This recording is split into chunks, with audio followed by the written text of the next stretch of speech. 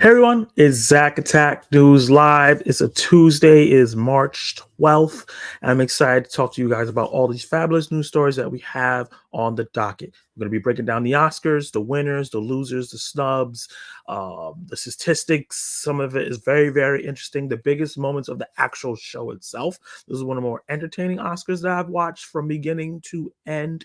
We're going to be breaking down some rapid fire news. We got news about Ari Aster, Barbie 2, the Batman, and we have some gossip news to talk about in terms of the Marvel universe and some interesting things to break down in the box office. So we have tons of things to talk about. If you're in the live chat, say hi and let me know how are you doing. If you're watching this afterwards, drop it in the comments down below. Very interested to hear all your thoughts about all the topics that we're going to be talking about today. So I'm going to go right into the next subject. If you drop a comment in the live chat, I am going to answer right after the first thing I talk about, and then I'll get to you guys after. But right before I do that, I got one comment I got to shout out because it's from Collector Movie Man, and he donated $5 in a super chat. I really appreciate this kind of support. It says, "Hey Zach, I just wanted to ask, have you ever received a check from a studio? Because I received a check from Universal Studios today." No, I have not received a check from a studio. Oh man, I wish I have. Not saying I want to shell for a studio, but it would be nice to get some money. You know what I mean? But yeah, that's great, man. I don't know why you got it or how you got it, but that's awesome. Deposit it before they take it back. That's all I gotta say. But that's pretty cool. That's pretty cool. Maybe you entered a contest or something like that. And if you're in the live chat, there is a poll up there and also a question of the day. So interact with that. I'll get right to it. But we're gonna jump right in to Oscar talk.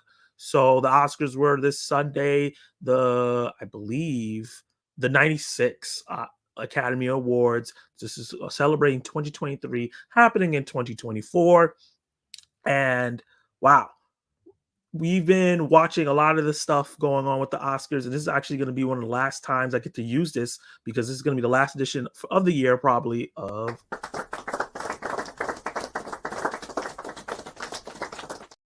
I've been following the SAG, the BAFTA, the Golden Globe, so many award shows leading into the Oscars to give us some predication or indication of what was going to happen at the biggest show for movies. And I got to say that they did a really, really great job of celebrating film. This time around, it felt like a celebration. It didn't feel as snooty as sometimes the Oscars can feel, which I think is that injection of youth that they've put in there has really, really helped. So, let's get into the nominations, the winners, and how we feel about it. And I'm going to break it down. So, starting with actors in the leading role, this is coming from Oscars.org, pulling straight from the source. Obviously, Cillian Murphy, with Bradley Cooper, Coleman Domingo, Paul Giamatti, and Jeffrey Wright was in there. Cillian Murphy and Paul Giamatti were the only two people that probably had any chance of winning, but Cillian Murphy has been winning most of the awards, not every single award. The only thing he split was the Golden Globe because he's in drama. Paul Giamatti was in comedy. If Paul Giamatti would have won the SAG award, then maybe there was going to be a chance that he had a chance here. But Cillian was sweeping almost every single thing when he went one-on-one against Paul Giamatti. And these other actors, unfortunately, were never really in the conversation. So no surprises here. I think it's well-deserved. I think Cillian Murphy did a great job holding down and carrying that film. I know some people say his performance wasn't dynamic, but I think he did what he needed to do to exemplify or embody Robert Oppenheimer in a way that made it interesting for viewers. And obviously, he did a really good job. The movie almost made $1 billion. So I'm excited to see his future. I know that his next project is going to be 28 years later, which is going to be a sequel to, I guess, the third movie in 28 days, 28 weeks, and now we're going to get 28 years. I've been waiting for this for so long. Obviously, one of his breakout roles was in 28 days later. He didn't come in 28 weeks later. So it's really cool to see that he's going to be producing and maybe playing a part in the film. I don't know if he's going to be starring. The details of that hasn't come. I know Bradley Cooper will be fine. He will still be in the MCU probably, and also he's going to have other roles. He directed this film, so I definitely see him directing other films and producing other films, and making opportunities for himself, but also he did such a great job in this film that I could see other people trying to bring him on. Now he is another Oscar nominee, and having that title opens doors. Coleman Domingo already has his next few projects down the bucket. He has Sing Sing for A24 coming out, and Euphoria season 3 is going to be coming soon. And I'm sure it seems like he's been talking to the MCU, so I can see him popping up in the MCU soon. I'm not too sure who he could play, but I'm excited to see him get into a franchise. Paul Giamatti has his podcast, but he also has, I think, another role. I think he's teaming up with Alexander Payne for the first time since Sideways to do a new star in his new movie. So Paul Giamatti already has his next project, but this was great to highlight him. And Jeffrey Wright, I believe, has been signed on for some projects. I'm not sure if they're leading roles, but I want to see him in more leading roles. Obviously, he's going to be in the Batman 2, which got pushed, and we're going to be talking about that a little later on in the rapid fire news. But Jeffrey Wright is going to be fine as well. When it comes to actors in a supporting role, this one was pretty much very, very predictable. There wasn't even with the actors in the leading roles, kind of like, oh, maybe Paul Giamatti might win, but we knew Robert Downey Jr. was going to win. He's swept and dominated all of the awards. It's always, the narrative's always been Robert Downey Jr. I think this was not only because he did have a good to great performance in Oppenheimer, but also they wanted to celebrate him. He's never won an Oscar, and I think it was about time. He's on the tail end of his career, and I think that it was about time for him to win. I think this is not the same situation as maybe like a Jamie Lee Curtis, who I think didn't deserve that at all. No offense to Jamie Lee Curtis, but I do think that maybe there was other more interesting performances here. But I'm happy for Robert Downey Jr. He also had a great speech. I don't know what projects he has lined up. I'm sure he has other things lined up. I'm sure that he's going to try to get into the next Christopher Nolan project, because that's the guy who brought him back, and most likely Cillian Murphy will be in that too, because Christopher Nolan has already announced that he's writing his next movie. So he's already moving on to the next one. Is it going to be Bond? Is it going to be something original? We'll see. Sterling K. Brown will be fine. I'm pretty sure he has tons of projects down the line. I think I saw something announced for him. Not 100% sure. Robert De Niro already has his next mobster movie announced. Ryan Gosling has The Fall Guys coming out, and from early talk, that is a really fun time. And Mark Ruffalo will be in the MCU here and there, and I'm pretty sure after his performance in Poor Things, he will be in other non-superhero stuff, because he deserves to be. He was so great in this film. Actress in a leading role, this was another one this was like the most competitive one. I think that obviously it was only the two kind of like the actors in a leading role, but this one felt more like it could be a possibility that Emma Stone was going to win. I think Emma Stone had a lot of momentum, but it was a chance for Lily Gladstone to win here. But Emma Stone won. I don't think she even thought she was going to win, because her reaction seemed so surprised. It didn't seem like she had a speech prepared. I think she really thought Lily Gladstone was going to win this. And it seemed like she was going to be happy for Lily Gladstone to win this, because it seems like they have built up a relationship, a friendship, being nominated. And I think that will be really exciting if they work together soon. We're going to be talking about Emma Stone's next project. She has 2 projects already lined up for herself, and her Cruella 2 also is on the docket. So Emma Stone is set for the next couple years in terms of projects. Lily Gladstone has a Hulu TV show coming out where she plays a cop. I'm going to definitely go check that out, because I think she's very, very talented, but I really hope she gets on the big screen again. I know she had another movie that came out early this year. I think it debuted last year, but it came out officially this year. So I definitely want to get and check that out. I heard that was really good. Annette Bening she's been in this thing for a long time, and I'm sure she'll be fine, and she'll continue to get roles. Sandra Hüller looks like, I heard that she already signed up for her next role. Not too sure it was. Carey Mulligan already was a spaceman, and I think she's going for the next Emerald Fennell film, because she was in Saltburn with her. So I'm sure that Carey Mulligan will be fine. She has created a cinematic universe of being a wife for people who are sad.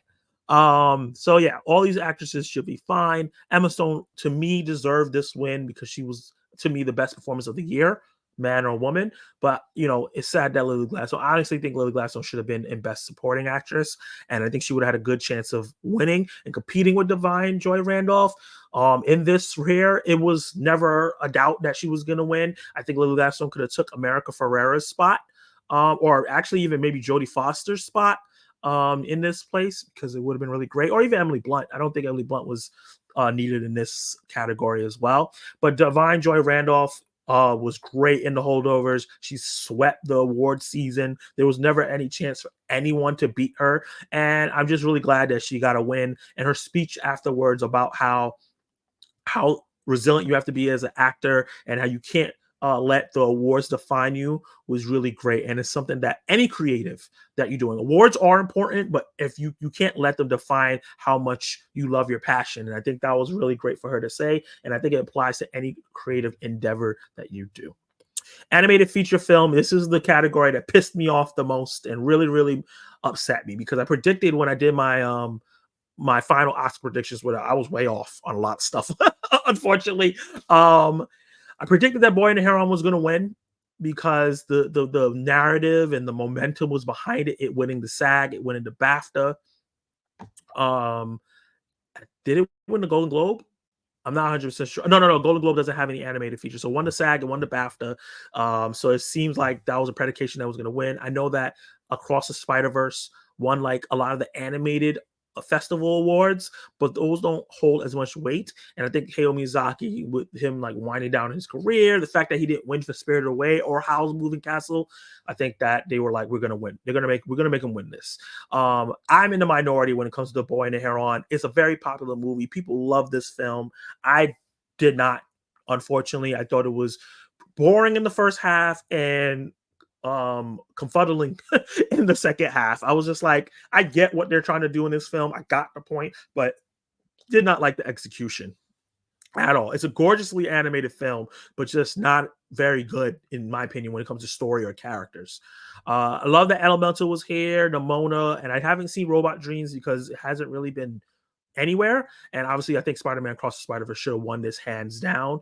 It seemed like this was going to be an easy win for it. It was, out of all these films, to me, animation wise, it was revolutionary and it's pushing the boundaries. And a lot of movies are going to try to catch up to how this looks. But unfortunately, a lot of people are saying,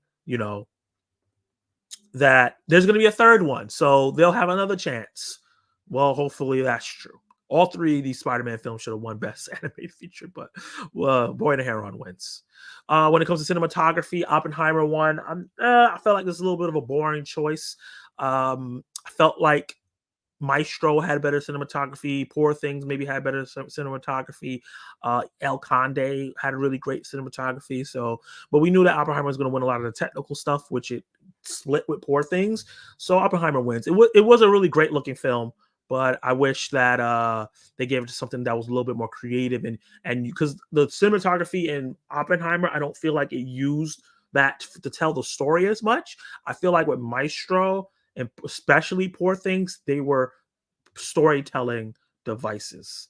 Costume design, Poor Things. I do think this should have went to Barbie. Or even like, even though I don't like Napoleon, I could see Napoleon getting it because the costumes in there were great. So I think it should have been more Barbie and Napoleon, leading more Barbie because that really brings that movie to life, the costumes. But Poor Things win, and I'm not even mad at it because the costume design in that film, especially for Bella Baxter, is fantastic. Directing, this was going to be also a lockup. We knew Christopher Nolan was going to win for Oppenheimer. To me, it's well deserved. That film was a difficult film to direct. I think that we've seen so many biopics come and go, and a lot of them don't end up being such high grossing films or even being in people's top 10 movies of all top 50 movies of all time. A lot of people, including me, feel like this is one of the best movies ever made. So it just makes sense. He directed it in a way where it has such great momentum. It was moving, but you still got everything you need to get out of this scene.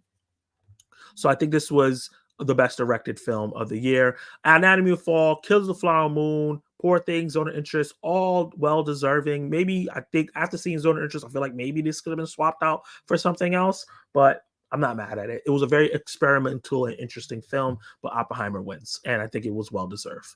The documentary stuff, I don't really know too much. All I kept hearing was 20 Days in Mariupol was going to win. I heard it's a hard watch. It's about what's happening with Russia and Ukraine and showing like live footage and stuff. So I saw this winning. I haven't seen any of them, so I can't have too much commentary, but I've heard all great things about all four of these or all five of these. So if you are into documentaries and haven't seen any of these, definitely check these out.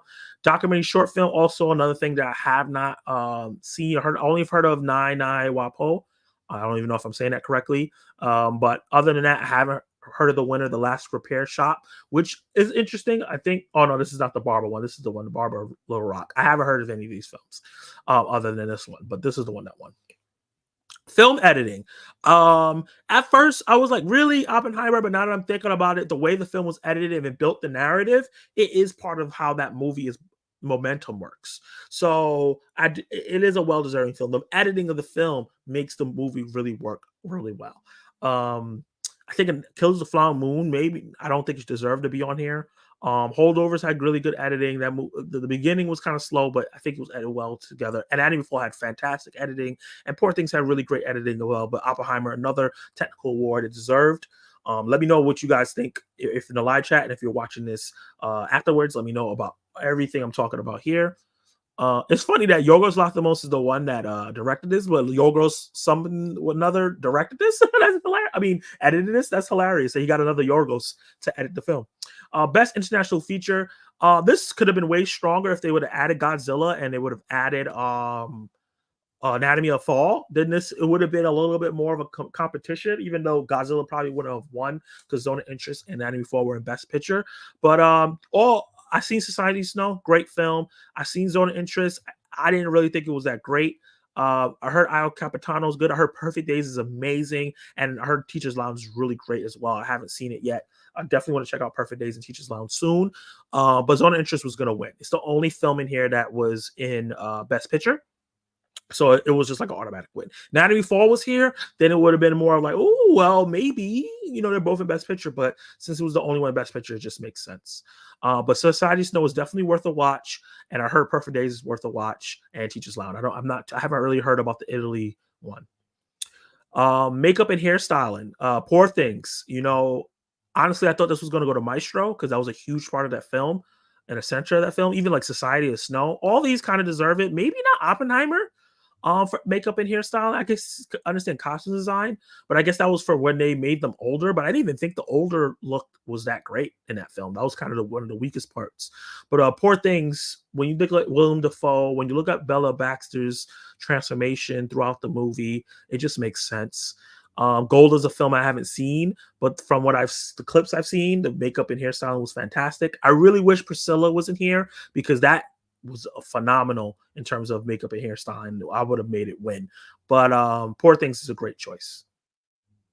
Musical score, I thought also Oppenheimer definitely should have won this. I still hear that score in my head sometimes. I wasn't sure about American Fiction, but when they played the music, when they showed the clip, I was like, oh, yeah, actually, yeah, I remember that. Yeah, the American Fiction does have really good music. Dial of Destiny had great music. I know that not everybody likes that film, but John Williams did a good job. Kills the Flower Moon has really good music as well, and Poor Things has mellow music as well. So these are all well-deserving films, but Oppenheimer, I think, score really helped. What the editing and the score really helps that film and makes it rise over other biopics. This was also locked up. What Was I Made For was going to win. If you voted against it or thought something else was going to win in this category, even I'm just kidding. I know some people were thinking, but no, this won the Grammy this year. There was no way this was going to lose an Oscar after winning a Grammy. It's been sweeping up at all the other awards. Billie Eilish, who's like one of the biggest pop stars in the world. She's not the biggest because it's probably Taylor Swift. And then she had a great performance at the Oscars. Not as great as I Just Ken's performance, but a great performance nonetheless. Best Picture. Oppenheimer wins. This was kind of locked up for a long time. I don't think there was any movie here that was really, really strong enough to compete with it. I love American Fiction, but I don't think it was a strong enough box office or popularity. Anatomy of Fall, same thing. Barbie was probably the only thing, but I don't think the Academy loved the film as much as we think it is because it didn't get Best Director, it only got one acting nom, didn't win any technical awards. The Holdovers being a Christmas film, and I guess another thing not really big in box office, Kills the Flower Moon. It looks like people soured on it because it didn't really win anything at all. It went home empty-handed, which is crazy. Maestro, I didn't even think deserved to be here. I didn't think it was one of the best films of the year. Past Lives, a beloved film, but I think it was just too small. Poor Things probably would have been the only other film that competed with it, but I think it was just too weird for them to give it Best Picture, because then a lot of people are going to go watch it, and I can see them being turned off by the nudity and the rawness of that film. And then Zone of Interest is so experimental. That's something that you can't probably just like say anyone can watch it. So I think Oppenheimer had the best chances to win this, and everyone knew it was sweeping everywhere. Production design, I thought this for sure was going to go to Barbie, but it went to Poor Things, which I'm not mad at. Great production design. Kills the Flower Moon, Napoleon, all these had really great production design. I thought this would be Barbie, but they gave it to Poor Things. Poor Things really did really good this award season. I'm really happy. It's probably I think it's my third favorite movie of the year of 2023. I think it's Across the Spider-Verse, Beau Was Afraid, and then it was Poor Things. So I'm really happy for this film. Such a unique, weird film. But even though I thought Barbie was gonna win, I'm not mad at Poor Things. Honestly, if any of these would have won, I wouldn't have been mad. They all have really great production design. It really just leans to what your taste is, and I think that since Poor Things had a unique art style, it helped it rise above. And one last thing, that is original production design. Like Barbie, they're bringing to life the toy sets, so they had something to pull from. Poor Things, they created that all on their own. Animated short film. I haven't watched any of these. War is Over, inspired by music of John and Yoko. Actually heard this was like the worst one out of these, but I don't know. I can't speak to that. Let me know if you guys seen any of these animated short films. Live action short film, The Wonder Story of Henry Sugar. I knew Wes Anderson was going to win this, but I heard these all good, and from what they showed, it looked really good. Best sound, Zone of Interest was going to have this locked up. The whole movie is about sound. There's no way that Zone of Interest is going to lose this when the biggest thing, the best thing about the film is the sound. So yeah, that had that locked up. But this was all great. Oppenheimer sound was great. Mission Impossible was great. Maestro was great, obviously being a musical movie, and the creator had a really great sound too. And I love that they showed the sound in it, because when I thought about it, I was like the creator, but then when they showed the sound effects, I was like, oh yeah, no, it was really good. It was really immersive. So yeah, I'm happy that the creator got nominated. Fortunately, didn't do well at the box office and has mixed reception amongst fans. So I'm happy he's getting some shine. Visual effects, Godzilla -1. This was I think between Godzilla -1 and the creator, just based on narrative, to me, the best visual effects looking movie here is Guardians of the Galaxy Volume 3 by far. But, Marvel and the MCU is not really on the hype train anymore. I feel like the Academy doesn't feel like they have to give Marvel anything anymore now, and they're like pushing them to the side. And I think that Godzilla -1 narrative was just, looking up and saying, the winner, the creator, doesn't sound as cool as the winner, Godzilla -1, and everyone getting so hype. And I think that this was almost a lot for Godzilla to win, but I was really pulling for Guardians because what they did with Rocket and Teeth and everybody else and everything. I've talked about it in terms of like how beautiful it was, even with my Zack Attack Awards thing I did yesterday, the live stream. I awarded Guardians of the Galaxy 3 with best visual effects, but Godzilla -1, man, I'm glad it got something because it's one of the best films of the year, and it's not revolutionary, but it's going to be a great note for 2023 in terms of that smaller movies, like low budget movies, can make a lot of money if you do them really well. This is adapted screenplay. This was kind of locked up for American Fiction. I'm really happy for Cord Jefferson. He gave a great speech about not having to make every big film a $250 million. Let's do smaller films. Let's give a lot more ideas a chance because people want to see these things. And I think that's a really great job at like promoting that. We got really great speeches this year in terms of really important ideas that the Hollywood needs to take under consideration. Barbie wasn't here. I really don't think it should have been. It should have been original screenplay. I know they took for something that already exists, but it's not based off a book or anything like that or any lore. I guess technically a little bit, but that's just weird. Oppenheimer, obviously, Poor Things is Zone of Interest. I think American Fiction had the strongest adapted screenplay. An original screenplay, I also agree with Anatomy of Fall. I gave my Zack Attack Awards. I gave American Fiction and Anatomy of Fall the screenplays as well. I agree. Holdovers was a strong one for me. I think the first like 15 minutes of Holdovers was a little boring, but after it got over that hurdle was great. Maestro, I don't think it deserves to be on this at all, but more people like that film than not. May December deserves to be on here with how weird it was. And while I'm not big on past lives, a lot of people that screenplay really affected them. So it made sense. Okay, so that's all the nominees for of them and the breakdown I have. I'm gonna see what the chat has to say. If you're watching this afterwards, comment down below how you feel about the nominations, my breakdown, who you think should have won, or who you think did should have reverse breakdown and tell me who you think should have won and who you felt like was in there that should have been in there. Like there's a lot of people that I thought should have been in there. Let's check out the chat. See you guys blowing it up. I appreciate you guys being here. Okay.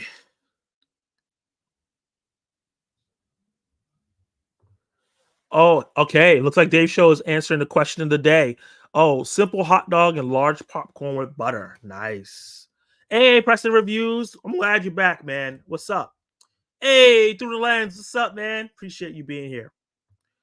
Hey, Zach, I'm doing pretty good today. Thank you for reading my message from the super chat. I'm just organizing my books that I've read and I haven't read. Nice. The Oscars were great. They were really, really fun. We're not done with the Oscar talk yet. We're going to be talking about some of the best moments and some statistics from it that made history. Through the lens, the Oscars were pretty decent this year. I had bad moments, but I thought that a lot of the wins were excellent. I agree. One thing for sure, yesterday's price is not today's price for Mr. Murphy. That is a fact. Killian Murphy's price is going up. That is true. Brandon Davis, what's up, man? Welcome to the live stream. How are you doing, man? Definitely gonna watch the Oscars every year. We'll try to. Oh man, I was just talking to you, and maybe hopefully Kenny Sparks and us, we can make that like a tradition where we watch the Oscars. Maybe we can make it a live stream where we watch it and record our reaction. That'll be fun. It was really, really fun watching with you guys. It's the exact situation as Jamie Lee Curtis. I know you don't care for his performance. Like you said, the man sat and grimaced for 2.5 hours. I don't agree with that. I think he did way more than just grimace for 2.5 hours. But I don't.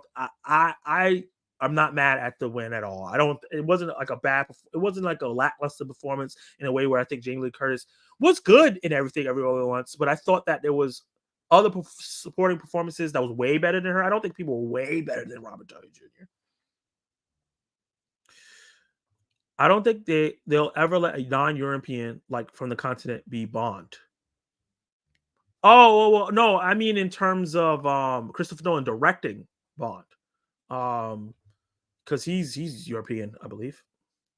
Emma Watson definitely deserved that one. Emma Watson? Oh, you mean Emma Stone? Okay. Also, she'll be in Dune 3. Ooh, I would love Emma Stone to be in Dune 3. That would be great. I would love Emma to be in Dune 3, and I would love Ke Quan Kwan to be in that universe. I think that would be really great. Divine deserved it. Emma seems like she's delivered. She did, man. I like Divine in the Hulu show also. What Hulu show? Is that a High Fidelity? She was great. The boy in the bullshit. Oh yeah, Murders in the Building. I forgot she was in that. Yeah, she is really good in that. I didn't realize it was the same person. Seems like The Boy and the Heron was okay. For me, it was. Derpy, what's up, man? How you doing? I cannot make it through that Spider-Verse. Really, Brandon? Why not? That's very, very interesting. Hey, did you see that? Welcome to the live stream. He said, yo, I agree. Zach, I agree with. I wasn't a huge on The Boy and the Heron. How Suzume didn't get nominated and didn't beat that movie is beyond me. Suzume, I end up loving. So I agree with you there. Should have been nominated. Teenage Mutant Ninja Turtles, Mutant Mayhem should have been nominated. There's a couple animated films that I think should have been nominated. The animation Spider-Verse is way, way too much. Okay, you can't handle how much is going on. That's fair. Other people felt like that in Into the Spider-Verse. Miyazaki has won an Oscar before, which is crazy because everyone talked about him like he didn't. What? Spirited Away won an Oscar? I could have swore it didn't. Spirited Away Oscar. Oh, I typed that in before? Oh, it did. Why did people say that it didn't win an Oscar before? What the heck? So he's won an Oscar before. Oh my god. I don't think any of these films are easy to direct. Definitely, no film is easy to direct. I'm just saying that some people had a harder job. Though I didn't really like Barbie, it got robbed. I can see that. Oppenheimer definitely deserved the editing war. The Oscars weren't funny enough. No Chris Rock or Eddie Murphy. Jimmy Kimmel ain't funny. I don't agree. I thought Jimmy Kimmel was great. I thought him and Guillermo were great. I thought it was really funny. I had fun with that. I had fun when Arnold Schwarzenegger and Danny DeVito came. There was a lot of fun moments for me. Can't be as bad as botching Billie Eilish name. Killers definitely didn't deserve editing nom. It felt 40 minutes too long. I agree. It wasn't tight enough. I think Billie Eilish has more awards than Greta Gerwig and Margot nominated combined. Probably. Yeah. I still haven't seen Oppenheimer. Check it out, man. Next year, I think Dune Part 2 might sweep. I could be wrong. It's a long year. It's a long year. I can't say it will sweep, but I think it has a chance to get nominated for a lot of awards.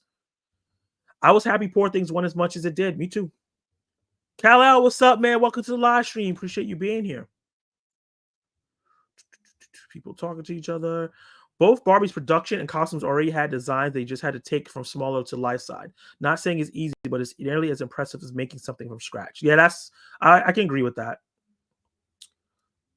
Super happy for Cord Jefferson. Shout out to Cord Jefferson. What's up, Lawrence Report? I thought Iron Claw, Dream Scenario, and Cross the Spider should have been nominated for Best Picture. I don't agree with Iron Claw. I'm not as big on that movie as a lot of people are. Dream Scenario definitely, and definitely Across the Spider-Verse.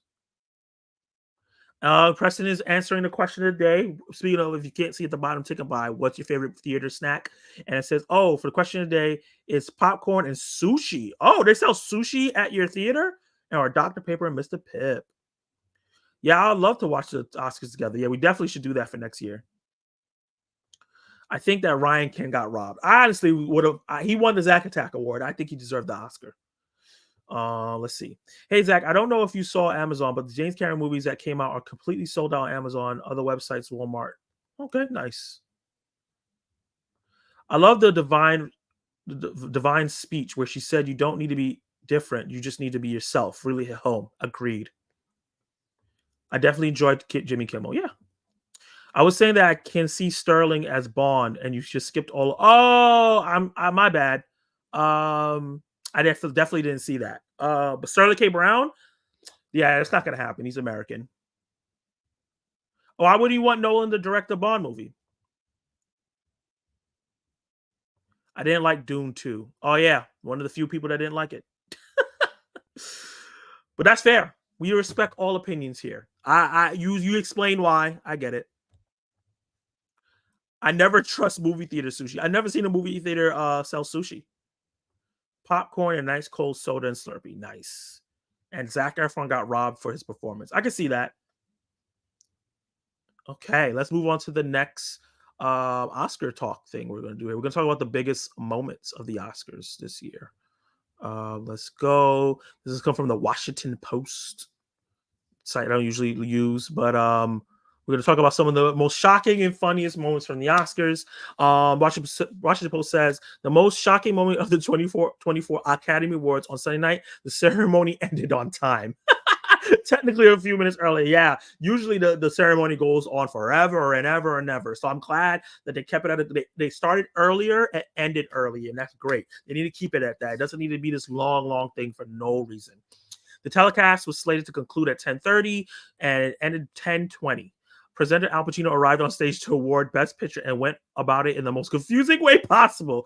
Only one will take the award for Best Picture. And I have to go to the envelope for that. And I will. Here it comes. My eyes see Oppenheimer. That was so weird. That man was drunk. Al Pacino was on one when he did that. And they were just like, you know what? Let's just wrap it up and get everybody home. We already knew Oppenheimer was going to win. Let's just move on. The audience seemed baffled, but then roared because, as expected, Oppenheimer, a sweeping epic detailing the creation of Tom Bomb, took home the biggest prize, capping the night with 7 trophies, including Cillian Murphy, Robert Downey Jr., and Christopher Nolan, cinematography, editing, and score. Wow.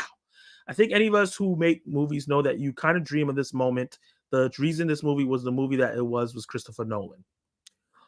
While Oppenheimer was predicted juggernaut of the night. Earlier in the show, Poor Things had all the momentum, picking up wins for costume design, production design, makeup, and hairstyling, and that was far from before the Best Actress was announced.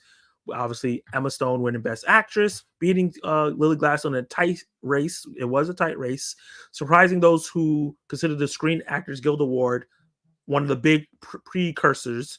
And Lily Gladstone won that, but she didn't win the Academy Award.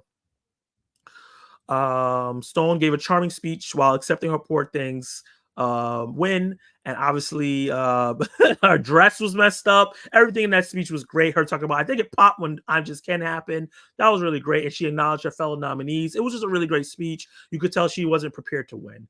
Davine Joy Randolph winning, and that was really expected. She gave a great speech as well for the Holdovers win. He said, I didn't think I was supposed to be doing this as a career. I started off as a singer.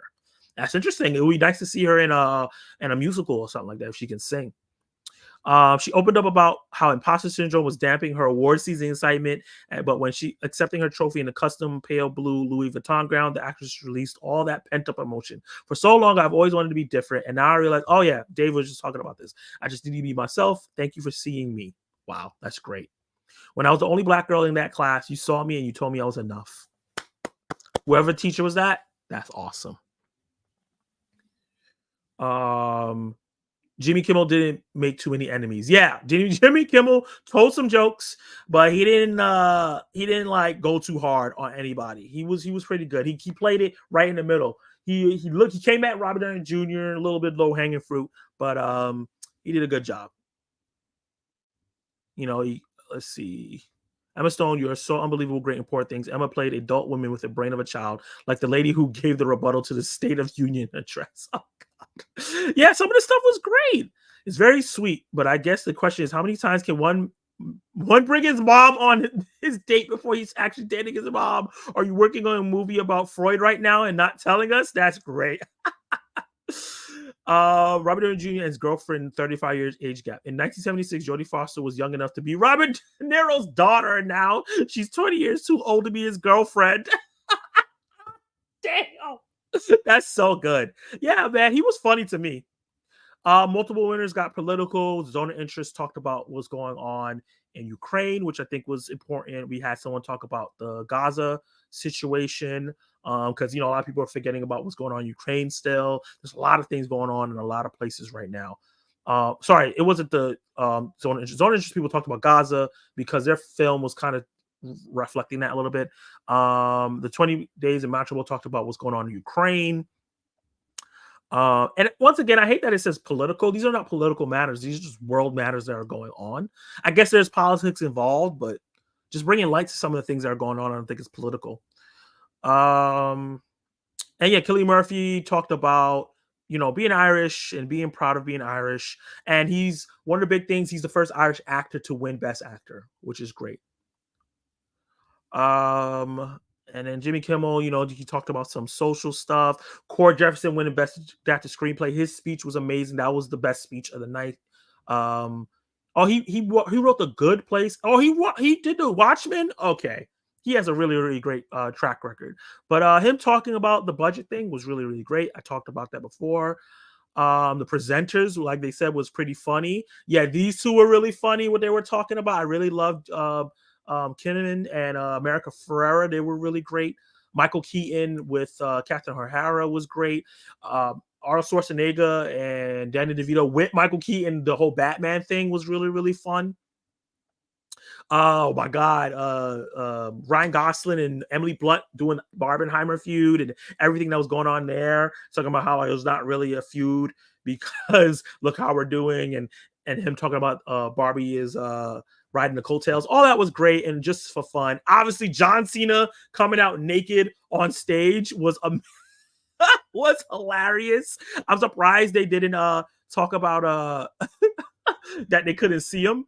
That would have been really funny. Like, why is this paper floating? This was great. Oh yeah, Messi being on there and clapping for stuff. That was funny. I really enjoyed that he was there. That dog was great. And yeah, Messi right here. Love this dog. Hopefully he's in other movies. And yeah, I think the biggest moment of the night was Ryan Gosling crushing it in the I'm Just Kenna performance. paying homage to Marilyn Monroe. Started right behind Margot Robbie, and her reaction was hilarious. Him bringing Simu Liu and Kingsley Ben-Adir into it to have the other Kens. Wish he had more of the Kens in there. That would have been cool. Yeah, just having other people sing and going to Emma Stone and having that La La Land reuniting with them, going to the Barbie cast, showing his love, everything he did. He had the best performance of the night, and I think one of the best performances of the Oscars ever, to be honest. And obviously Barbie got shut out of everything except the one we expected, which was Best Original Song, the one we knew they were going to win. So at least they got that. But yeah, those are some of the biggest moments of the Oscars. What were some of your favorite moments, guys? In the live chat, and also if you're watching this after, down below, what were some of your favorite moments this Oscars that wasn't about people winning awards?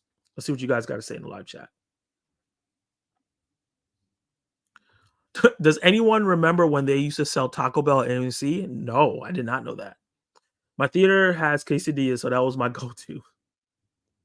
I remember the year that Return of the King came out, and it did not end till almost 12:30 a.m. I had school this year, and I stayed up for that whole thing. Wow. Because Nolan makes things too complicated. Bond is already sophisticated enough. Nolan will just make things too complicated. Nolan doesn't. Interesting. Isn't Dunkirk a normal movie? Isn't Oppenheimer? Oppenheimer's a normal movie. There's nothing complicated about Oppenheimer. And Dark Knight is very normal. Batman Begins, The Dark Knight Rises is very normal. So I don't know. Obviously you see Interstellar, you see Tenet and Inception, and I think that's why you think that. But he has 3 Batman movies that are very normal, straightforward. Oppenheimer is straightforward. So I wouldn't say Dunkirk is pretty straightforward. It's a war movie. So I wouldn't say that he doesn't know how to make things normal. And I don't think Bond is a sophisticated story at all. At least I've seen the Pierce Bronson. I've seen the old school ones before that. I forgot what the actor name was. And I see the Daniel Craig ones. And I don't think those movies are complicated at all. I think they need to be more complicated. Honestly, they're really simple. I have to look up the Al Pacino Oscar thing now. Yeah, definitely look that up.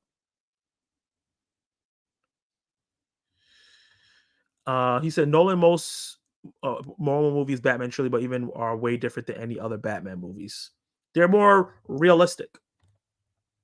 And Lord of the Rings: Return of the King was nominated 11 Oscars. I remember it winning at 11, including Best Picture, because I was jumped in the air and was very happy. Nice. The John Cena thing was funny, and the web shot was funny too. Oh yeah, the Madam web shot. Oh, John Mulaney. Oh my God, he was hilarious. I don't know how they didn't bring that up.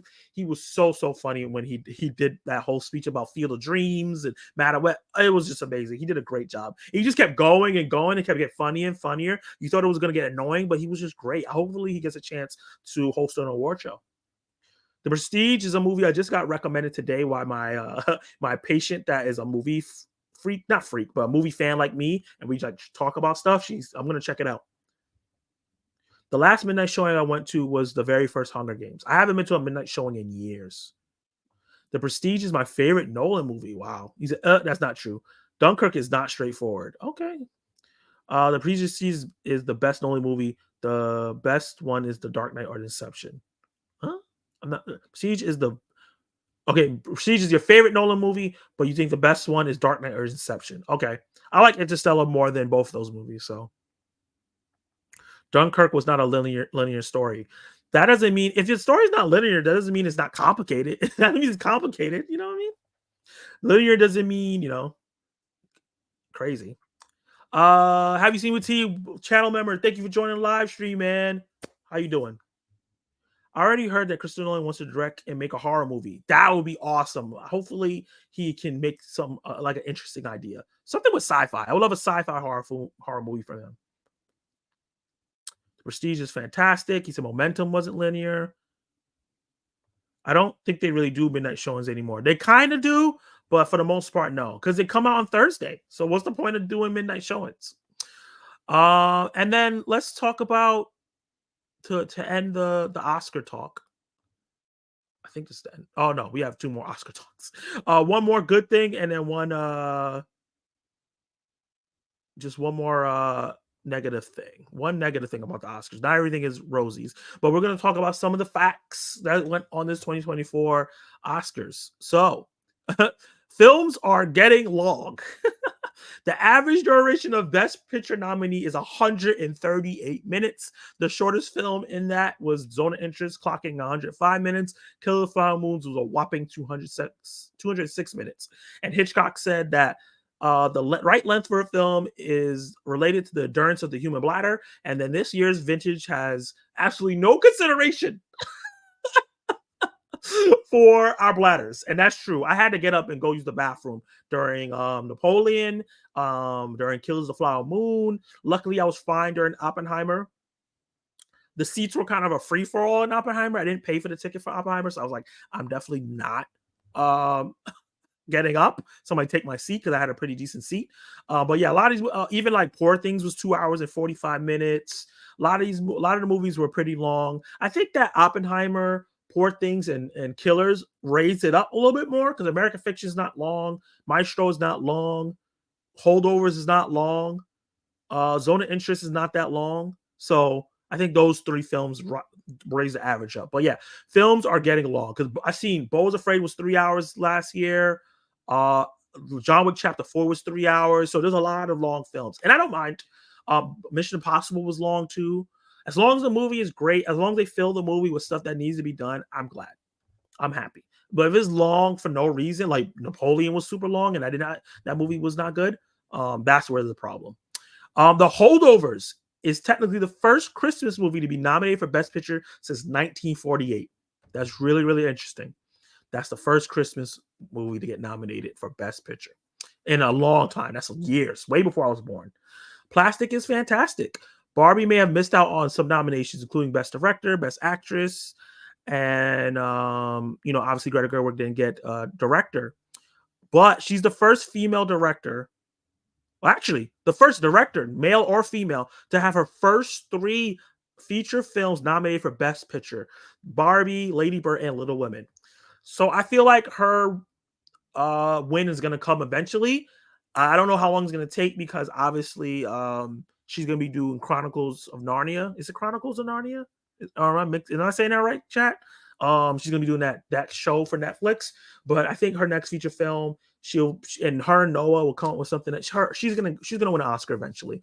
She keeps putting out films that are pushing it, and I think I'm excited for her.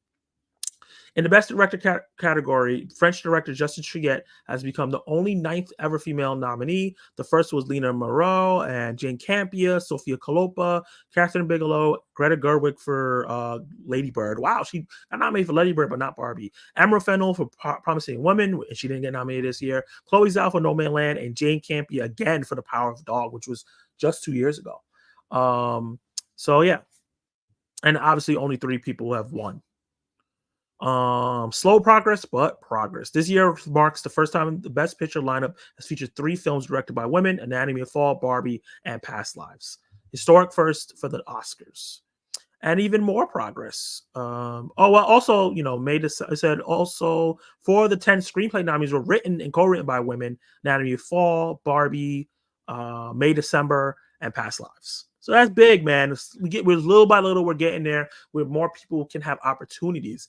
The fact that these people are nominated means that other people that of that gender, that color, that ethnicity, that religion can now get jobs. That's what is important about awards. And I want to make a video talking about that.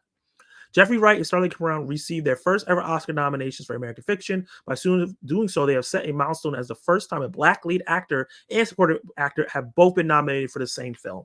That is amazing, and hopefully that is a trend that continues. This is a really great Oscars, man. Just I think this is why I keep telling people that 2023 is an all-time year, because I think that if they don't fumble the bag, a lot of this momentum is going to speak to what we do in the next 10, 15 years, and we're going to be seeing a lot of diversity in really powerful ways. And hopefully, like Cord Jefferson says, it doesn't have to be when it comes to Black people, Native Americans, Asians. It doesn't have to be stereotypical movies. Put them in roles that doesn't see them for their race, and they can just play the role like a lot of white contemporary actors can. Speaking of representation, Killers of the Flower Moon star Lily Guzman makes history as the first Native American woman to be nominated for Best Actress. Gladstone's the member of the Blackfeet Nation, and she looks likely to. Well, she didn't win, I guess. This was before. Nominations for both Coleman Domingo Rustin and Jodie Foster's Naya as Best Actor and Best Supporting Actor category, respectively, marks the first time in the same year two queer people. See, that's what I'm talking about. Two queer people getting nominated in the same year. So usually it's only one or none. So we got two. So that's awesome as well.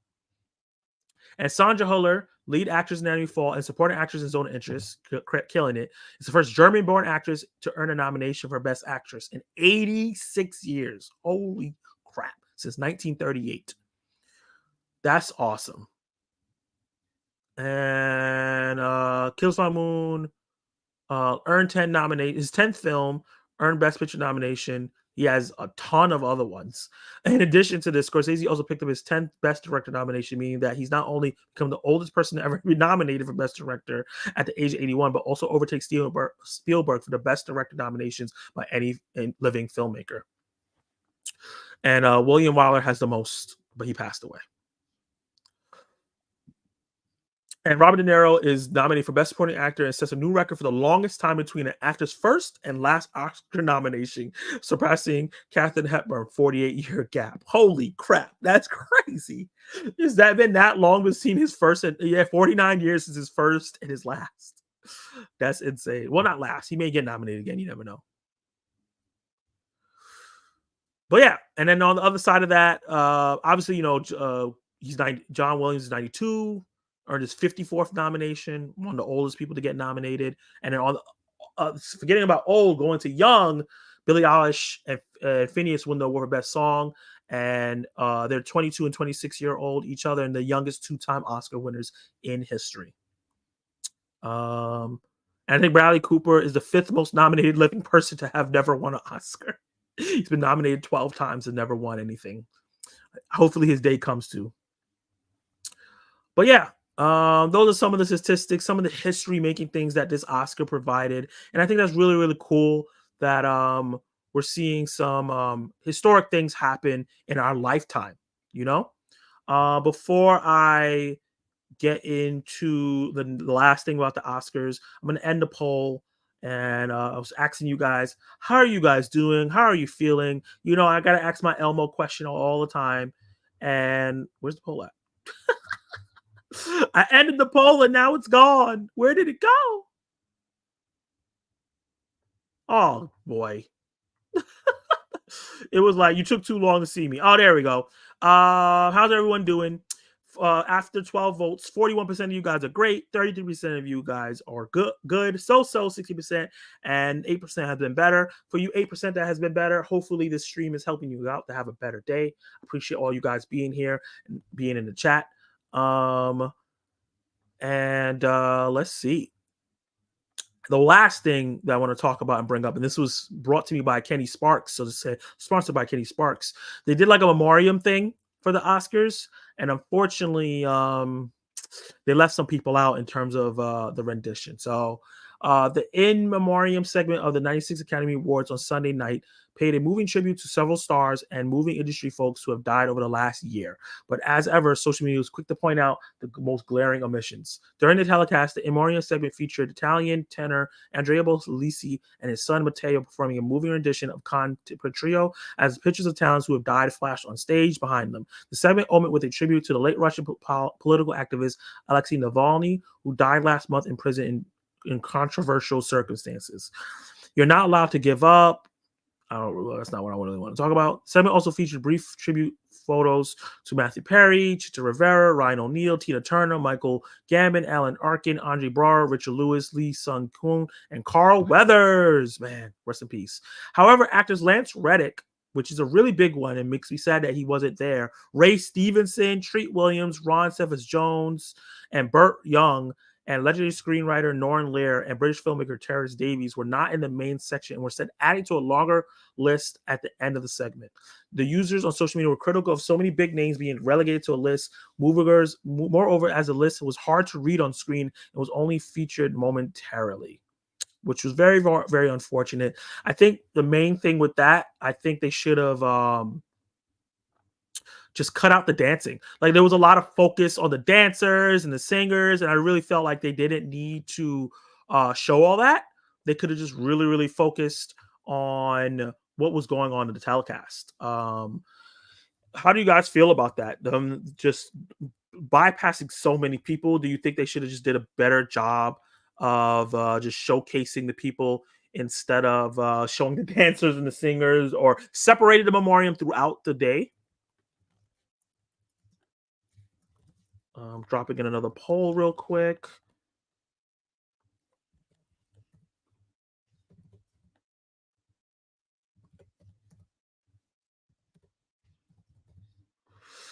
Let's see. Let's see what the live chat has to say before I move on to rapid fire news. Woo, you guys are blowing it up. I appreciate that.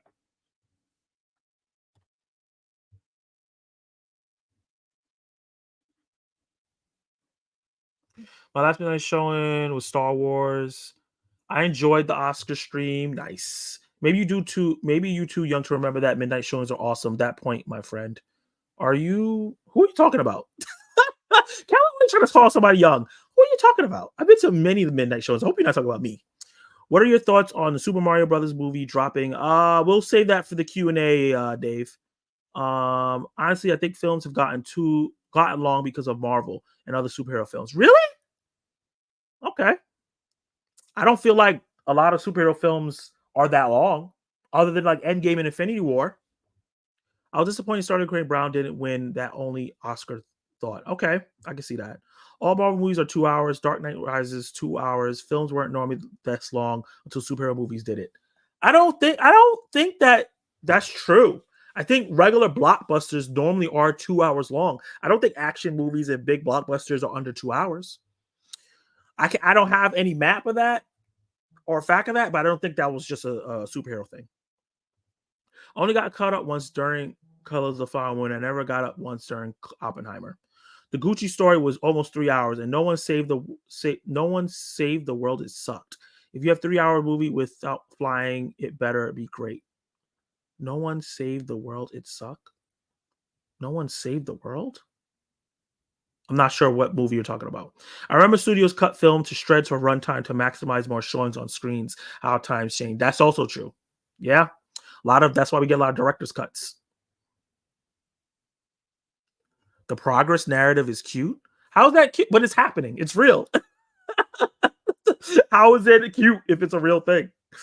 I'm going to tell you, unpopular opinion. Barbie was cool, but the author was 100 times better. But the author? I don't know that. Who is that Domingo dude? Coleman Domingo. He's been in Euphoria. He was in Rustin. He has been in a ton of movies and TV shows. Brandon, you seem more like a Buster or DW fan. I don't know what that means. You guys are talking to each other. Scorsese 30th. Nah, no win. Crazy. What a wonderful kind of day. Work and play. Okay, get along each other. You get to listen to blah, blah, blah, blah, blah. You guys are singing to each other.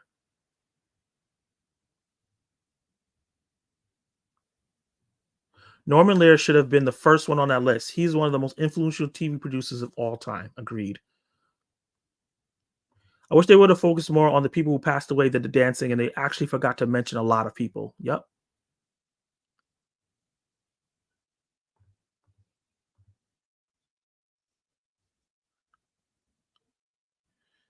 Leave that. Maybe what I'm saying is a superhero movie. Maybe that what I'm saying is superhero movies have normalized movies being long, and that Gucci movie sucked. Okay, I can see what you're saying. Okay, yeah, I think movies were used to be really long, and then like I think Kal said, they started cutting them down so they get more showings, and then yeah, superhero movies started being long again. They're like, oh, we can still make movies when movies over 2 hours, well, movies that are over 2 hours, and then other people took it, and even bad movies like House of Gucci. Okay, let's move on to the next segment, and that is going to be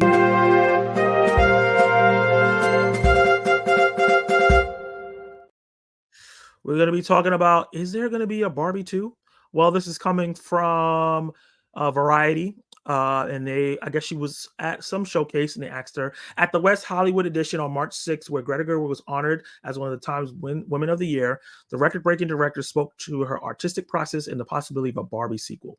She said, my North Star is what I do I deeply love? What do I really care about? Like, what's the story underneath this story? And I think with Barbie, the story underneath this story was I loved Barbie. I remember going to Toys R Us and looking at Barbies and loved their hair. And I loved everything about them. And my mom was not sure about it. And I find that story, that generational story, I'm always trying to find undertows.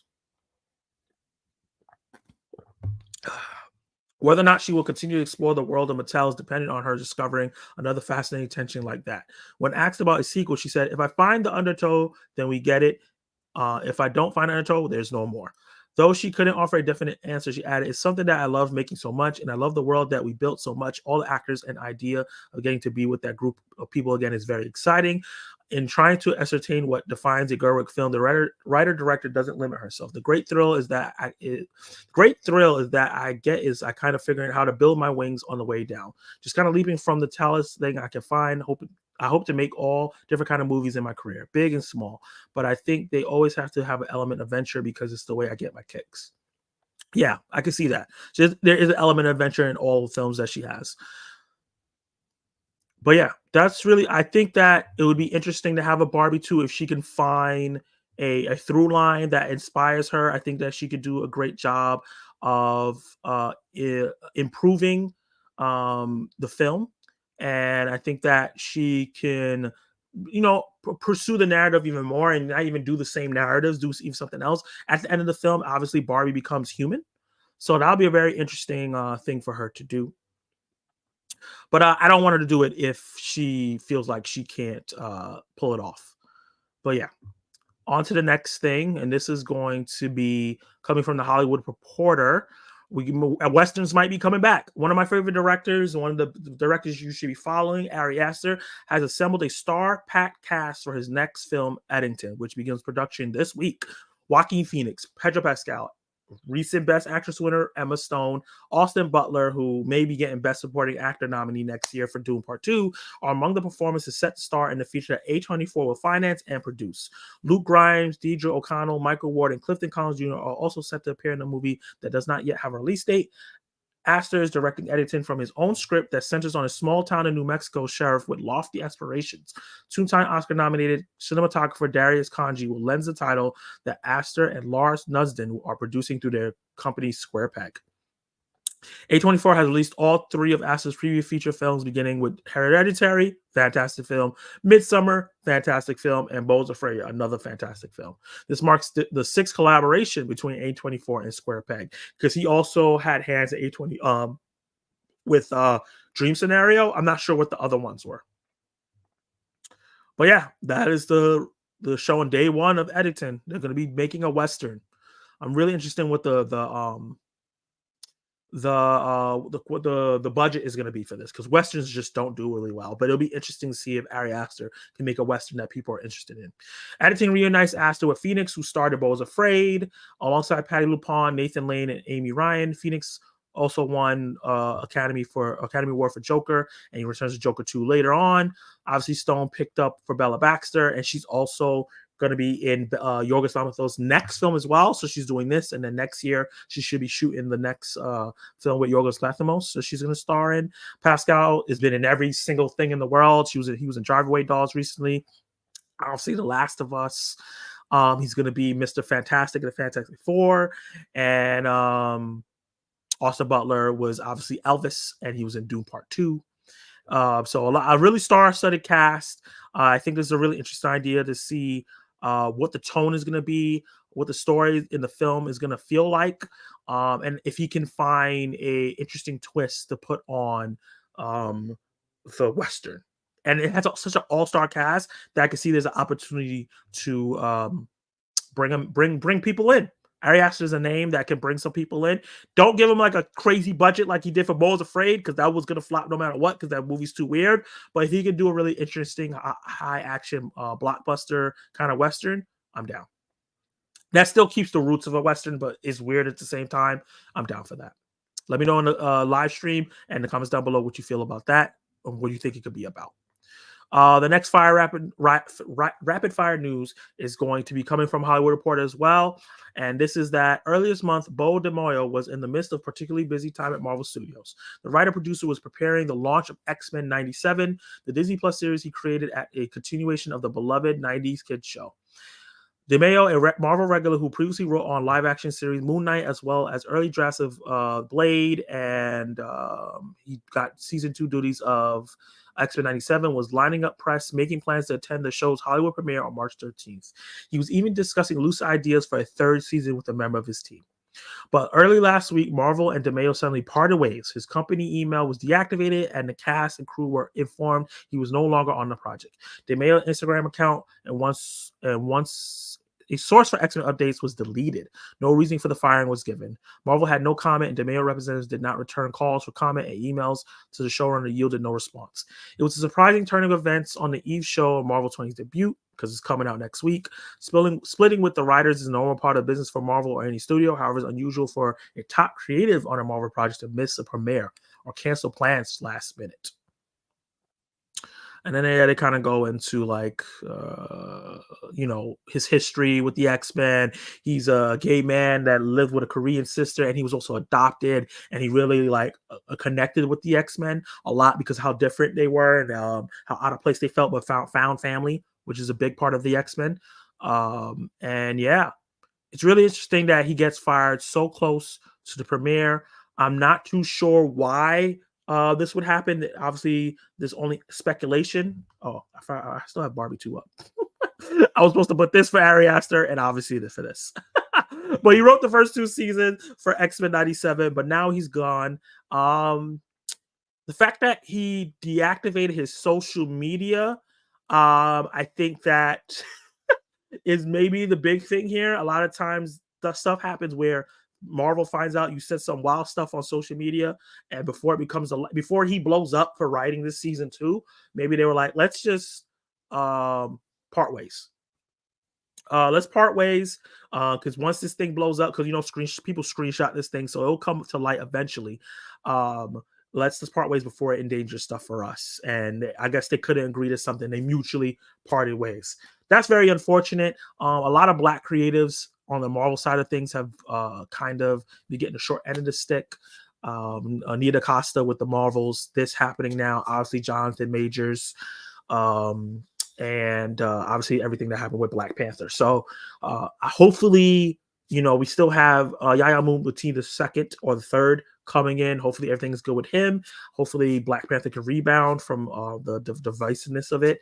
And yeah, that's kind of where I got from this. I saw a comment like that, and I was really thinking about it, like, yeah, there is a lot of things going on with the Black creators line. Obviously, it happens to the white ones too, but it's just been a streak of Black creatives get into issues.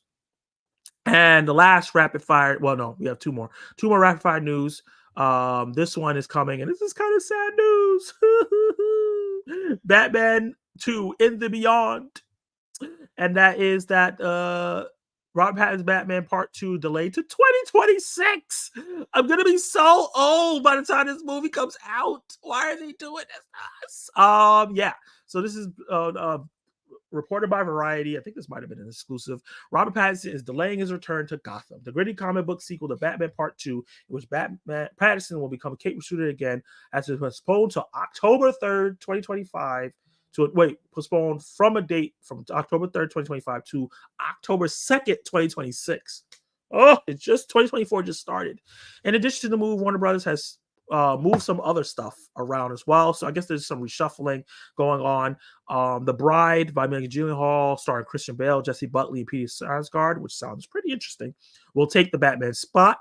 Alto Nights, a mob drama starring Robert De Niro. I was just talking about how Robert De Niro has his next thing go up next. He's playing 2 different mob bosses. That will be going from November 14th this year to next year, March. And then Paul Thomas Anderson is going to get one late added. He's going to get an IMAX special event film in 2025. That's very interesting. I'm not super familiar with Paul Thomas Anderson projects, but overall, the biggest thing is that the Batman is moving over a year. I was really excited to see this film. I think that the first one is my favorite Batman movie that we've gotten so far, and it kind of sucks that we're going to be waiting another 2 years to get the film. But I think that he probably just needed to take some time and fine tune it. And I think maybe a big part of it is maybe they didn't want Superman Legacy and the Batman coming out the same year and confusing people. Maybe thinking maybe that Batman and this Superman were the ones that were going to be together. I could definitely see that being a big thing. And then let me know in the comments below how you feel about the Batman being delayed another year. Do you think this is a sign of a good thing? Do you see it as a sign of a bad thing? Because there was rumors of on-set tension between Matt Reeves and Pattinson for the first one. Obviously, the movie made through. Is it happening again, or is this just they're fine-tuning things? They do have 2 spin-off shows coming out. So the last rapid fire news is that Scream 6 or Scream 7 is back on track with Neve Campbell returning. This is coming from the Hollywood Reporter. In a dramatic turn of events. Let me change this. Oh, I didn't put a thing. Oh, here it is. Scream 7 back on track. Neve Campbell. Delete that.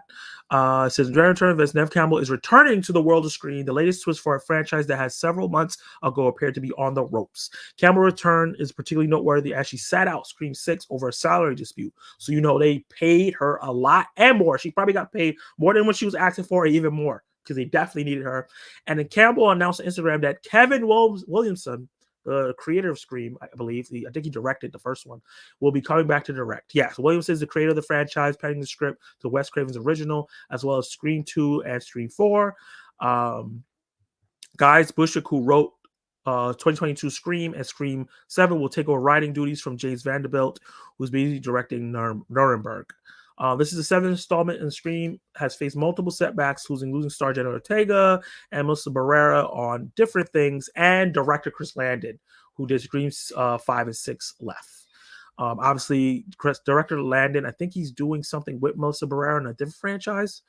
But yeah, Radio Silence also, that was the one that did, I think Radio Silence did 5, I think Landon did 6. And now they're both coming and not coming back for 7. But they're really just talking about things. Obviously, there's a script that is showed that Scream 7 already has a script being written and it's under production. How do I feel about Scream 7? For me personally, I'm kind of tapped out of Scream because of what happened with Melissa Barrera and the way they handle that. I really think that the fact that Jenna Ortega left, which I was very invested in her and the sisters' role in this and their story, and the fact that it's kind of going backwards, it's trying to get into the same director from before, and getting Neve Campbell back. I think it's going to be a slower rendition. It's not going to have the same youthful energy. I'm kind of down on it, and just because that the way they did Melissa Barrera, it turns me off on Scream 7. But we'll see. A trailer might come out and it might look absolutely fantastic, and I might go and watch it anyway. It's not like they bury Melissa Barrera. She has projects. She has Abigail coming out next week. I heard she has this Beauty and the Beast film coming out later on this year that's been getting really good hype. So she's fine.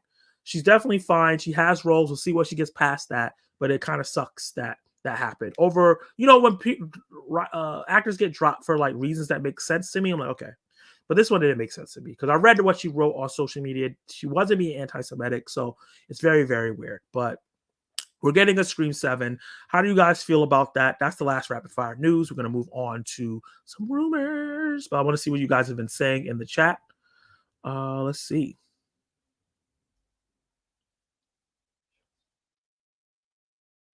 Movies have been long forever, though. Yeah, they have. Like I said, it's been ebbs and flows. Movies used to be really, really long, and then when we got to the blockbuster stage, they started cutting them down because they wanted multiple showings, and they became long again. So it's not a thing of they've never been long.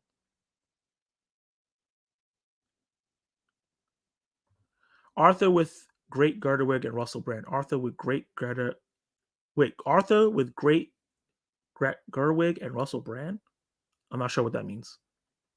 Thank you for joining, Kenny Spark. I appreciate you being here. Hey, Michael 101591, what's up, man? Appreciate you being in the live stream. If it's Barbie 2, I could see it being a Ken spinoff. I think that they said that they weren't gonna do a Ken spinoff, but we'll see. Barbie 2, G.I. Joe Kung Fu Grip the movie. I'm not sure what that means. Have you seen Arthur? It was great with an amazing cast. No, I haven't seen. Are you talking about Arthur, the animated show, or are you talking about like a movie, like the Arthur the Knight? If it's that, I haven't seen it.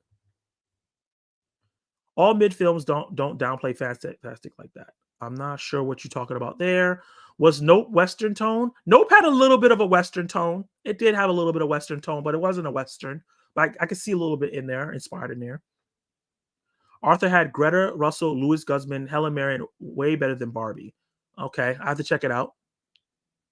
They swear Logan is a Western. It did well if you consider it. Yeah, it has it's like a superhero Western. It's not a classic Western in a sense. Hey, Dark Movies. I'm guessing your stream is over. Hopefully it was great. Welcome to the live chat. Thank you for being here. Did not Hereditary. I did not. I guess you're saying you did not like Hereditary. That's fair. Joining right before I go to bed. Gotta get up in 5 hours. Oh man, go to sleep, man. But I appreciate you. Yo, I'm here too, Toby. Hey, Just Entertainment. What's up, man? The comment of the night, the boy in the bullshit. Oh man. If I don't answer your comment, is because it's kind of like you having a conversation with somebody else, or I'm going to save it for the Q&A session. I want to see Bike Riders with Austin Butler. I'm okay with that. A Korean sister. Yeah, I guess that the family adopted him and a Korean person. Still haven't seen Moon Knight. I think it's still worth a watch. Taryn Howard also started there from a while ago, yeah. With terms of the black creatives having an issue. 2026 does sound far now with the Batman 2, Mario 2. Oh, fire now with the Batman 2, Mario 2, and TMT 2, and maybe Blade. Yeah, well, that's a solid lineup of movies. I'm not mad about Batman 2 being delayed. I do not like Robert Pattinson at all. Damn, you just don't like a lot. The Batman's your favorite? Yes, it is. Radio Size did 5 and 6. Okay. Landon was going to direct his first Scream movie. Oh, okay. He was going to direct 7. Okay, got it. No, I was looking forward to Batman next year. Going to be 38 by the time it come out. Yeah. You mad over Batman being pushed back? Did you know that John Malkovich made a movie that won't be seen until 2020? That think about call it 100. I think it's called 100 years. I'm not familiar with John Malkovich, so I'm a tiny bit interested in it. I just hope I don't get beat upside the head if I go see it. I'm not sure what movie you're talking about. I could care less about Screen 7. They all the same. To quote the spoiler kids, it's later. It's later for me. Okay. I don't think they're all the same, but I get that. 5 and 6 was very different. Yay, I'm happy to see Neve Campbell is going to be back for the first Screams. Hey, Delo Movies, welcome to the live stream. What's up, man? Okay, let's move on to the next topic now that I got all the comments out of the way. This is going to be...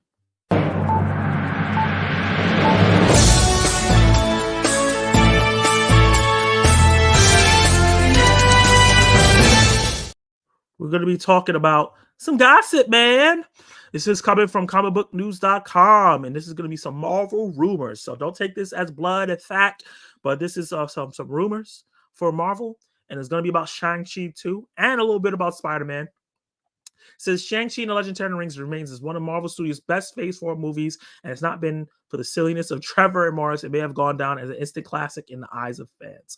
As things stand, it's still an epic martial arts movie which Simu Liu put Simu Liu on the map. Unfortunately, the character has been sidelined ever since and is now coming up on 3 years since we saw Shang-Chi on screen. Scooper Daniel Richmond, who is Daniel RPK, and he has a lot of accurate scoops. So that's why I was like, let me put this on. It's not fact yet, because I always say it's only like close to fact if a big trade comes up with it. But Daniel RPK has a lot of great stuff. It says that shared an update confirming that current plan for Shang-Chi 2 It's rumored to be titled Shang-Chi and the Wreckage of Time. It's supposed to go to production next year. If it goes to production next year, it might come out in 2026. He might have another film. So he claims that time travel will be evolved and Iron Fist will be added into the film. There's no word on which version of the character we'll see, though we bet that it won't be Finn Jones, Danny Rand. It said Lynn Lee seems far more likely. So I think the second or third Iron Fist. Simu Liu said, "Oh man, I don't know to be honest about Shang-Chi making a return. I mean, those things are above my pay grade. I want to continue to be a fan. You know, when I get a call like, hey, this is what you're in, and this is where you're going to show up, and this is where you're going to need to be blacked out for, he's down for it. That's kind of generally what tends to happen. But you know, Dest is such a special filmmaker, and we're happy to have him on the sequel. So we'll be working on that, and we're excited to see what he comes up with. I think he's going to do a brilliant job. There's a lot of ideas that they had for the first one that they got cut and was planting seeds. He said that they're going to be maybe lined up for the second one, which is really interesting. And then Richmond also reported that Kevin Feige has won the battle with Sony Pictures and now will enlist a new director to helm Spider-Man 4 in place of John Watts. Because John Watts, I think, is going to be directing Fantastic Four now. It says we're hearing that Drew Goddard is set to be the top person to direct Spider-Man 4.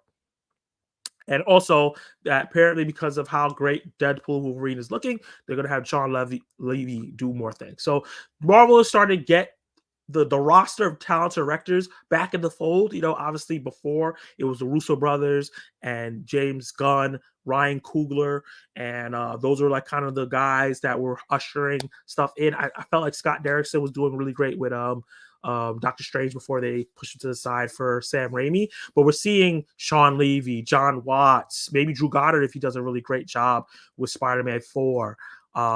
Daniel Destin Cretton, who did a great job with Shang-Chi, are going to be the guys ushering. He's also going to be writing an Avengers film. That has been confirmed. And he's also doing Naruto. His plate is full. But yeah, I'm excited for Shang-Chi. I really had a good time with the first one. And I'm excited to see. My big thing, and I've talked about this with friends, that I feel like after Endgame, this arc should have been a multiverse. It should have been a time arc where a lot of different time travel or time manipulation or different time stories were in each film, and it dealt with that. And I think that that would have led into another multiverse saga. So they should have done time saga because the Avengers went into back in time, which would have tied to the TVA. And then you bring the multiverse after. So it's interesting that they're doing time with Shang-Chi for his second film and adding Iron Fist. I think that's very interesting as well. I would like to see Danny Rand be in there. I think Finn Jones, I think that's who's his name. Yeah, Finn Jones. I've seen him in other stuff. He's not a bad actor. He's talked about how he didn't get a chance to prepare for the original Iron Fist, so I think they would have him prepared. I think he could do a good job as Iron Fist in the MCU. But if they go with the second Iron Fist, that's also totally fine. How do you guys feel about this rumor? Are you excited for a second Shang-Chi? Are you excited for it to be a time traveling epic? And are you excited for Iron Fist to make his MCU movie debut? And or are you excited for Drew Goddard as well to direct it? If you're familiar with his films, drop all those comments down below and drop it in the live chat and let me know. Let me see what you guys have to say.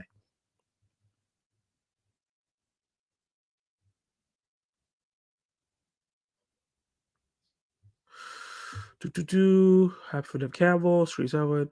Oh, what movies? Okay, I'm going to leave that for the Q&A, Jason. But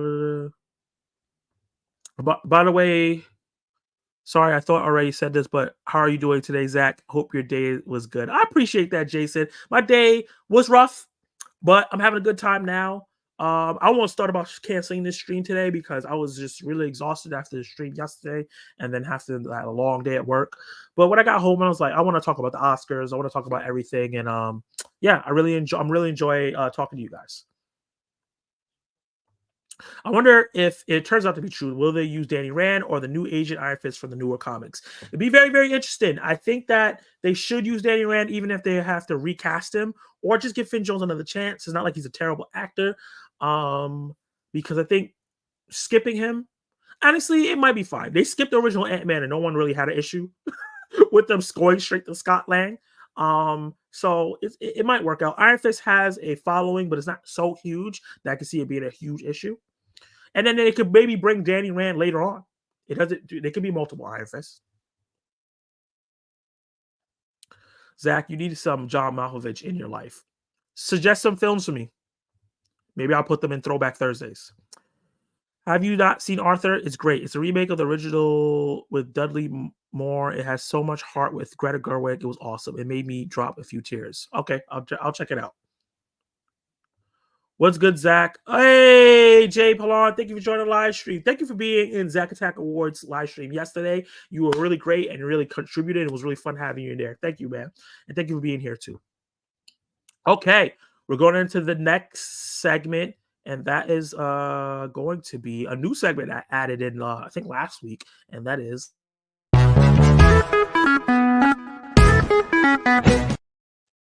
So, buy, rent, or sale. What this segment is, I usually react to trailers. And we go, if you buy it, that means that, yes, I'm into it. I'm going to go purchase a ticket to go see this. Sell it means like, I'm not too sure. Maybe you see more, or I might catch it on a matinee or on streaming. Or no, that's renting it. And sell it means like you're not going to go watch it at all. So buy is you're going to go see the theaters. Rent means you're going to rent it or watch it on streaming. Or sell means like, I'm not watching this. This looks like booty juice. So I've only had one trailer today, and the movie is called First Omen. I have it queued up here. Let's read the description. This is actually the second trailer of the movie. It's coming from 20th Century Studios. It says, when a young American woman is sent to Rome to begin a life of service to the church, she encounters a darkness that curses her to question her own faith and uncover a terrifying conspiracy that hopes to bring about the birth of evil incarnate. First Omen stars Nell Tiger Free. Wow, what a name. And a bunch of other actors I've never heard of. But yeah, I'm interested to see what this has for us. Let me sure this is 1080p. Yes, it is. Let's full screen it. And yeah, this is going to be my trailer reaction to the First Omen. Guys, let's watch it and let me know if you buy, rent, or sell. Oh, no. This seems very similar to You don't Immaculate. have to be afraid. Sweeney. But it's the fourth film, so you know it's going to be even more. God has great plans for you. This child is his way. Whoa! I saw that in the top of her mouth. Okay, there's this girl at the orphanage. I think that she really needs someone to look out for her. Carlita suffers from a touch of madness. You must be very careful, Margaret. Bad things will start to happen around her. Evil things. It's all for you. No, don't.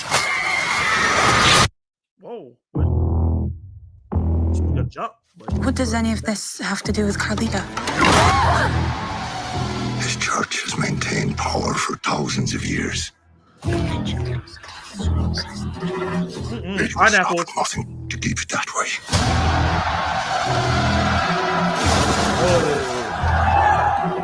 This you control people who no longer believe. You create something to fear. I believe the girl is to be the mother. Mother of what? It's the mark of the devil. Whoa, stop. It's not real. It's not real. It's not real. It's not real. No, it's real. It's not real. Who said that? This is very real. That got me. What a great trailer. I'm sold. Bye. I'm buying it. That looks insane. I'm down. Yeah, I'm watching that. That look, Immaculate, the Sydney Sweeney movie that's coming out, I think this month or next month. I think I'm excited for that. The trailer for that looks really, really strong, but this looks even stronger, man. I'm really, really excited for this. This is a buy for me. I don't know about you guys, but when it comes to like foreign films, foreign horror films, they go all out. Sometimes they don't know how to land the plane, but they really know how to go all out, and this looks great. It has a lot of layers, it has a lot of creepy imagery. It seems like it's gonna be. We're getting a lot of like, oh my god, Christianity, the devil, and like incarnates and stuff like that going on. But this looks like it's gonna be a really great take. What do you guys think in the comments? Let me know in the comments down below. What do you think about this trailer? Are you excited for it? And I'm gonna see what you guys say in the live stream. Are you buying, renting, or selling this? Are you gonna, if you're going to the theaters to check it out? That's a buy. If are you going to wait for it to go on sale or streaming, that's a rent, or are you selling it and being like, I'm not watching this. This is not for me.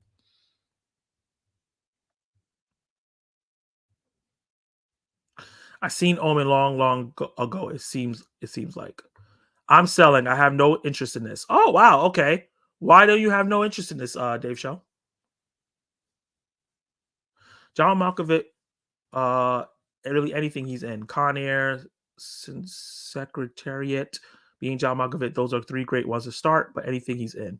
Have you not seen Con Air? Anthony Tank Kramer came to look at this anything may come look at this John Malkovich guy. I don't know why that's supposed to be funny. Not everyone watch every movie. Remember, I'm a baby cinephile, so I haven't seen a lot of things. Marriage is your wife saying, let's watch a movie at 7, and then she starts making popcorn at 8:30, as we still haven't watched it. Sicarius is fantastic. This is a completely different trailer than the first one. The first one was all scenes playing in reverse. Oh, gotta check that out. And hey, Collective Movie Man. Okay. So let's get into our last segment of the night. Before that, let me end this poll. This was asking, how was the Oscars? With 12 votes, 41% of you guys said okay, so most of you guys thought it was okay. 33% said great. 25% said boring, and none of you guys thought it was good. So some thought it was great, some thought it was okay, and some of you guys thought it was boring, which is fair. It wasn't for everyone. I had a really good time. It just looks like a possession movie. Have seen many of them and burned out. Okay, that's fair. I haven't watched a lot of possession movies. Not really my genre to go to, but this looks cool. The trailer could be tricking me, It could end up being booty juice, but I'm buying. I'm down.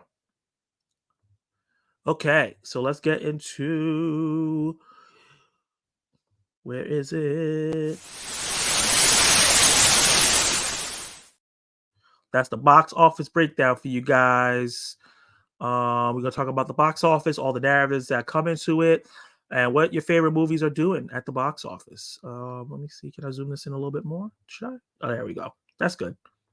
Make sure you guys can see.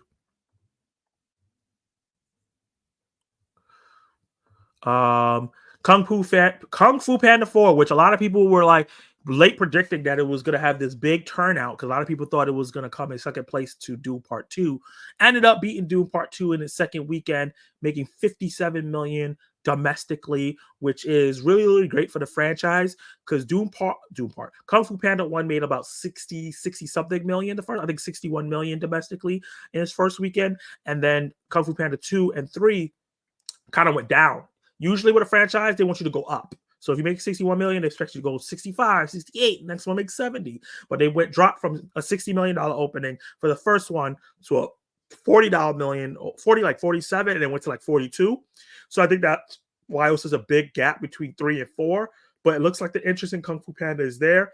57 million, almost 60 million, close to the original one. Where is my why can't I scroll over? Is it zoomed in too close for me to scroll over? Hold on. Oh yeah, I was zoomed too close. So 57 domestic, that's the total gross. Opening wide. Dune Part 2. This is really big. Blockbusters, they usually drop around 60 to 70% the second weekend, because most of the fans go and see it that first week. It's really front loaded, and it's a lot of people go see it that opening weekend, and then it drops low and kind of trickles as it goes. But it only dropped 44%. That's huge, and really huge for the box office.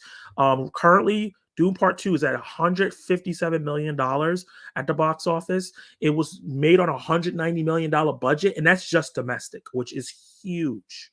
I think that's really, really huge for the film. I'm really excited. It couldn't happen to a better film.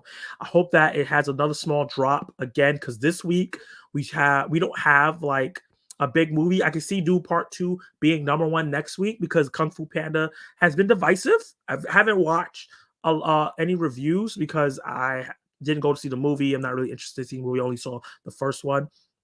So I can see it had a big drop off because it seems like not everybody's super excited about Kung Fu Panda 4. Maybe wait for streaming for it after that big Boffo opening. And I can see Dune Part 2. A lot of people going to check it out because it has such positive word of mouth. And having another small drop and really just getting close. I think this movie may end up in like the $700 million range, which would be big because the first one ended in like the $400 million range, but it opened during the pandemic. It also was simultaneous on streaming on the HBO Max same day thing they were doing during the pandemic. So if it makes $700 million, that's really big. I think we're going to get a Dune Part 3, which we do Messiah. And this is really big for Denis Villeneuve, obviously, being a big director, I think. And also big for Timothée Chalamet, as you know, he did it great with Wonka. That ended up being around $600 million. And then for him to do it again, being the lead role for Dune Part 2 and being really the lead and carrying the film really well. If this ends up being a $700 million, that's back to back. And then his next role is going to be Bob Dylan. So he's going to be doing a biopic, and his ideas that he wants to do for it to make a cinematic universe biopic where like, Austin Brother Elvis is shown in there, and then maybe Bob Marley from Benedicta King is in there. I think that would be very interesting if he could pull that off. So we have that, and I'm pretty sure he's going to be signing up for other things. I'm pretty sure Wonka 2 will happen, and then Dune Part 3 will happen. But this is really big for those. Imaginary, which is a film I saw and I didn't get a chance to review it. I don't know if I'm gonna put my review out yet. Maybe a short one if I do it. Did $9 million. That's low, but it's big because the budget for this film was $10 million, which after watching the film makes a lot of sense. So this movie is going to make back its budget and more. Horror movies and Blumhouse just does well. You know what I mean? It does well. They just know how to draw people in with make haunting of silly things. They haunted a doll with Megan. They haunted a pool with Night Swim. And now they're haunting a bear with Imaginary. While the movie is not great, I had fun watching it. It's a good, that stupid kind of movie, horror film, and it's doing well at the box office. Consider its budget. It's gonna make back. It's gonna make some money. I don't think I don't think the marketing was too high for this one. Thing is, with this, it helps Blumhouse, but doesn't help anybody else. I don't think the director is going to get anything off of this. Well, the director did Night Swim. It seems like Blumhouse likes him, so I guess they'll continue using him. But like the stars in the film, like the Wise and some of the other people, I don't think this is really going to be a big help for them because critically, this movie is tanking crazy. Cabrini, which is a faith-based film from Angel Studios, who did Sound of Freedom, which ended up doing Boffo business last year, came in with a $7 million budget, which is not bad because these films are very low budget movies, so it's gathering support. It may have long legs because it has very positive audience scores and reviews. So I think Cabrini could do really good long term at the box office. Bob Marley One Love obviously did a really good job. It finally dropped from number 2 to number 5. This was its fourth weekend. It's at 89 million, doing way better than people thought. It only dropped 45%, and I think it's coming to PVOD soon. This is very big for Ben Adair King, or King. I don't know how to say his name properly. I apologize to that man. And the director of this film, who seems like he can do like movies that are crowd pleasers. So I expect those two people to get something off of this. Ordinary Angels, another faith-based film. We're going to be seeing more faith-based films as we go.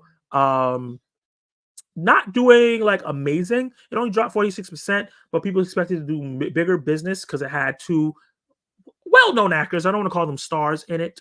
Obviously, Madam Web completely continuing to tank, dropped 65% only in its fourth weekend, only making $42 million on like $100 and something million budget. Obviously, this movie, I think this movie is going to make a lot of money on rental and stream, and it's going to do really well on streaming for curiosity and hate watching. Migration continued to do really, really well, only dropping 57% in its 12th weekend, making $125 million domestically, making a really lot of money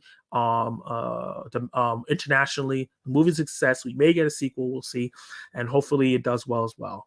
A really small film, only in 200 theaters. YOLO, starring I think Rachel Zegler. Did 87 million. That's about what these small films do. About $800,000 to $1 million. And The Chosen finally starting to drop out. These are the last few episodes. I think is this the debut of these? No, this is the second week of these episodes. So, doing okay. And then Wonka, ended up on streaming. I think it's on HBO Max now from last week. So it's starting to pull out of theaters, not making as much money, but 217 million. Like I was saying, with Timothy Chalamet is big. Same thing with Beekeeper.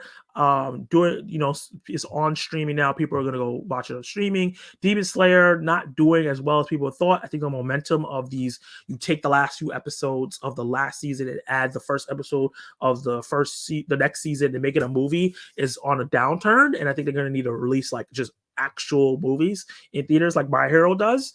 But yeah, it's not doing great. 73% drop in its third weekend. So that's the narrative for that.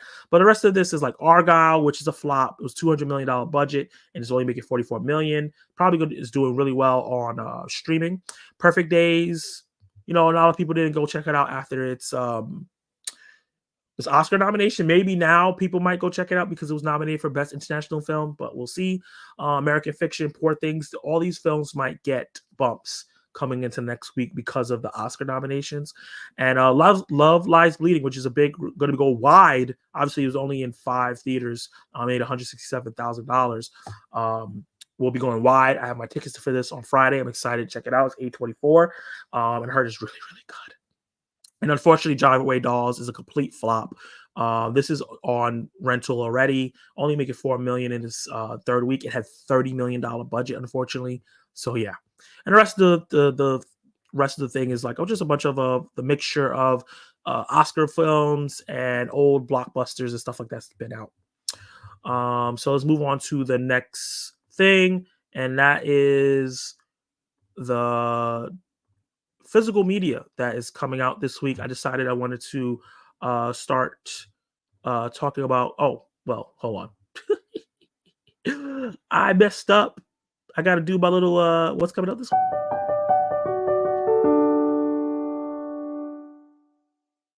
Oh, yeah. Next subject. Okay, what coming out this week? I'm adding physical media into this. I think that that we should do that. I love physical media, and we should know what's coming out. So March 12th, which is today, so you could get these in stores. Abyss on 4K, which has been talked about for a long time, finally comes out in the United States.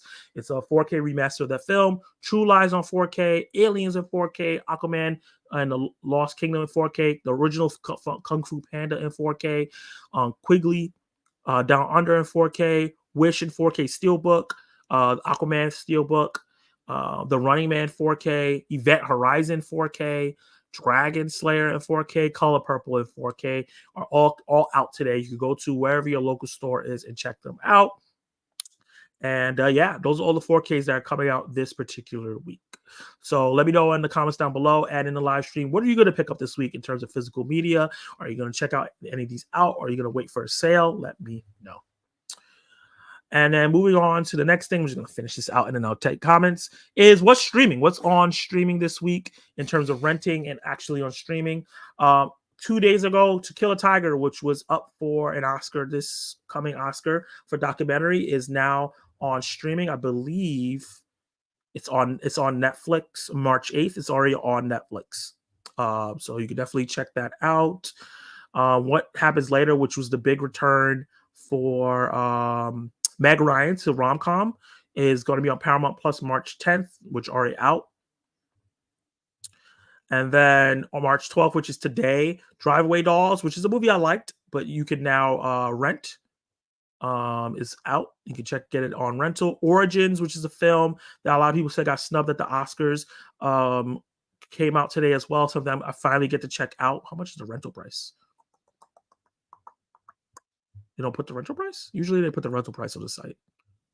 I'll check it out. I still want to check the full amount. I heard it's amazing. Kenny Sparks, friend of the channel, said it was amazing. And sometimes I think about dying, which through the lens, friend of the channel, told me today it was an amazing film. Came out this year.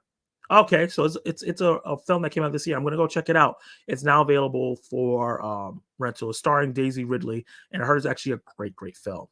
Rachel Lambert, who is a director I've heard of, directed it. So let me tell you the synopsis. Fran likes to think about dying. It brings sensation to her quiet life. When she makes the new guy at work laugh, it leads to more, a date, a slice of pie, a conversation is sparked. The only thing standing in their way is Fran herself. Sounds interesting. I'm gonna definitely check out Origin and sometimes I think about dying. March 14th, which is in 2 days, Frida comes out on I believe is rental. Yes, March 14th on Prime Video. So you can definitely check this out on Prime Video. Taylor Swift Eras Tour, the Taylor's version was like the extended edition, is coming out on Disney Plus March 14th. If you any Swifties in the comments wanted to finally check that out, I might check it out and see what's going on. And March 15th, which is hold up, Friday, Animal Kingdom is going to be out.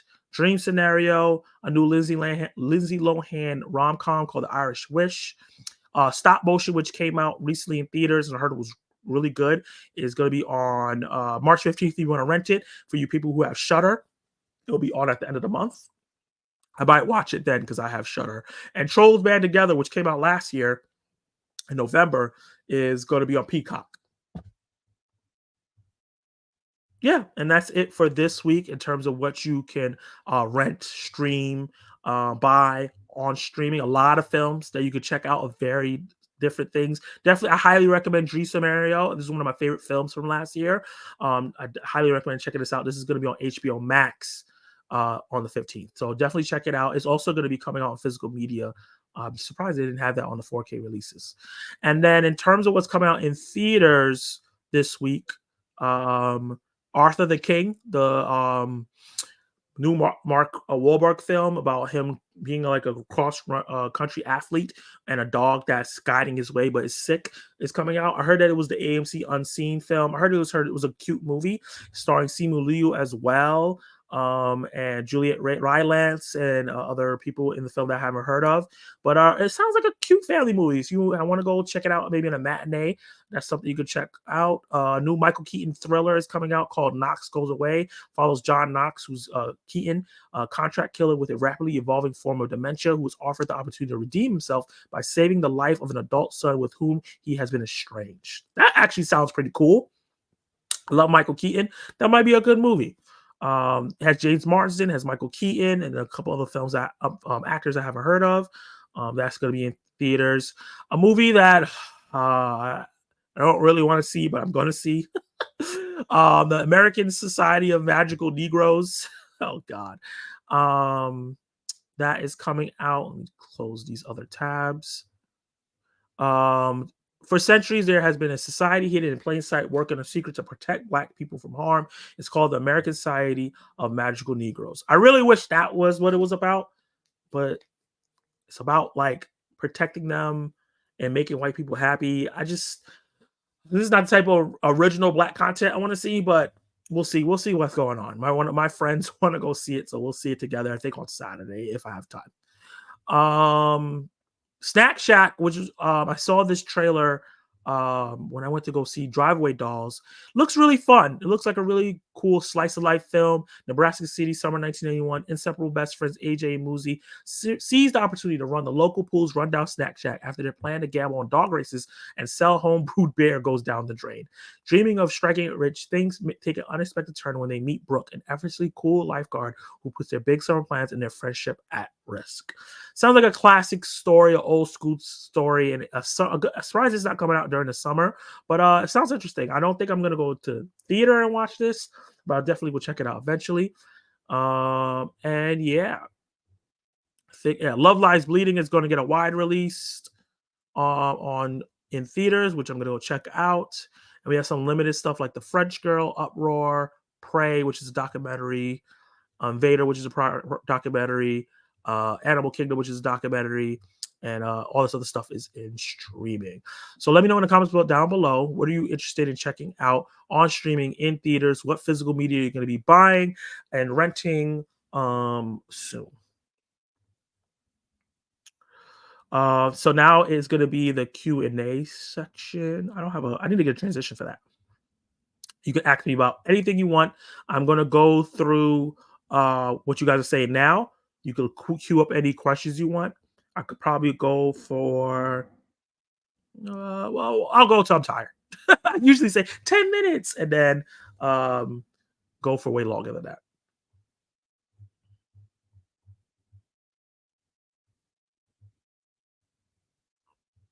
So I answered this. I queued this up because somebody said this.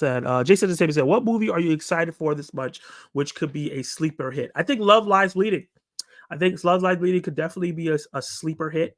For March. Is it March? We're in March.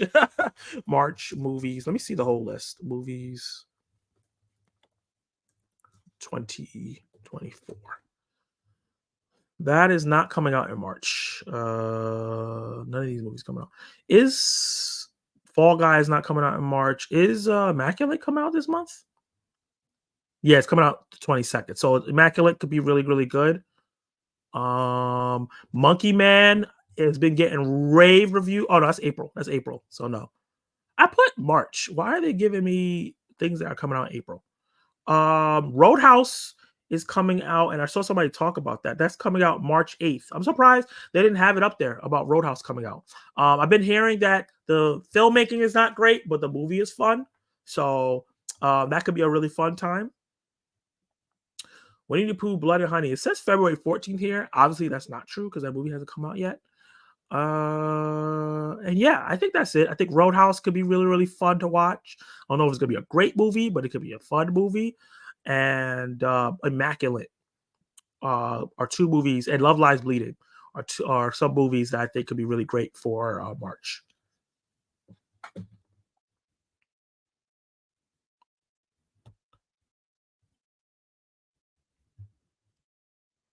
Zach, you need some John Malkovich in your life. I hear you guys. I'll look it up. I might do a Throwback Thursday John Malkovich and add it as like some or a director or a person that watch all their movies and review it. I'm scared though because y'all guys see to love it. And a lot of times y'all be like, "Oh, this is amazing," and then I watch it I'm like, "This is okay." How have you not seen Arthur? It's a great remake. Oh yeah, I saw that.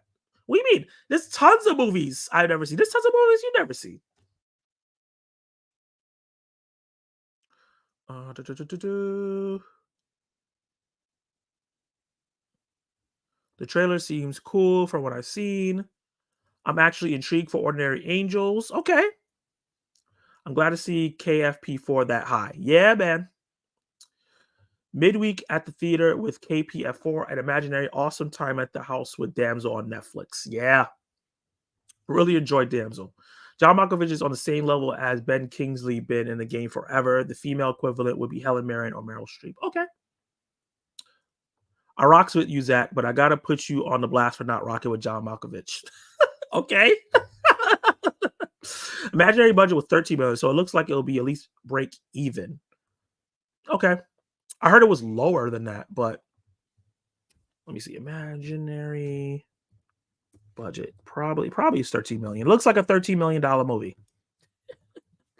Either way. Yeah, it says 10. It says when I look it up, it said Jeff Roller said it was $10 million that they spent on it. 10 to 12. 12 million the max. I definitely would check it out. I definitely check it out in theaters for free with AFC A-List. Oh, nice. You got AFC A-List. Perfect. The first 3 Kung Fu Panda movies are awesome. Unfortunately, the 4th. Oof. Yeah, Kung Fu Panda 4 reviews are mostly okay to negative. I know my channel didn't click viewer duration wise. Chucky called. He has an issue with Chansey the bear. Hey, Chucky can't mess with Chansey. Chansey's the boy. He's the guy. I might see Calabrini next week. Okay. Definitely see Being John Malkovich. Other to see Burning after reading The Hitchhiker's Guide to the Galaxy, Shadow of the Vampire. I've heard of Hitchhiker's Guide to the Galaxy. Burning after reading, yes. He did VO work on the cartoon called 10-Year-Old Tom, also HBO Max. I highly recommend that cartoon. Probably not going to go back to that, but cool. I was driving, so couldn't comment on the first Omen. A buy from me. Nice. FYI, a prequel to the Omen, so Antichrist film, not the Possession. Okay, it's Antichrist, but we had a lot of Antichrist films. The First Pope, The Exorcist, Believer, and then some other stuff. What Nefarious? There's a couple things coming out, but this looks really good. Con Air with Nick Cage comes on. Everyone has seen Con Air. I haven't seen it, so not everyone. I'm seeing Love Lies Bleeding Thursday evening. Nice. The Kung Fu Panda 4 Steelbook is going to be fire. Also, I'll be buying the OG Kung Fu Panda 4K. Nice. Love physical media buying. So there's a lot of movies, obviously, and I want to talk about this because do I have the website saved? Movie stuff. Okay, let me actually queue up this website while I'm talking about it. I'm just going to do a plug, even though I'm not getting paid for the plug. But this is for you guys.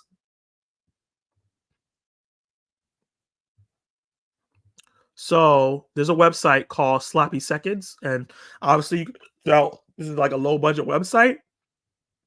But what this guy does is get movies that aren't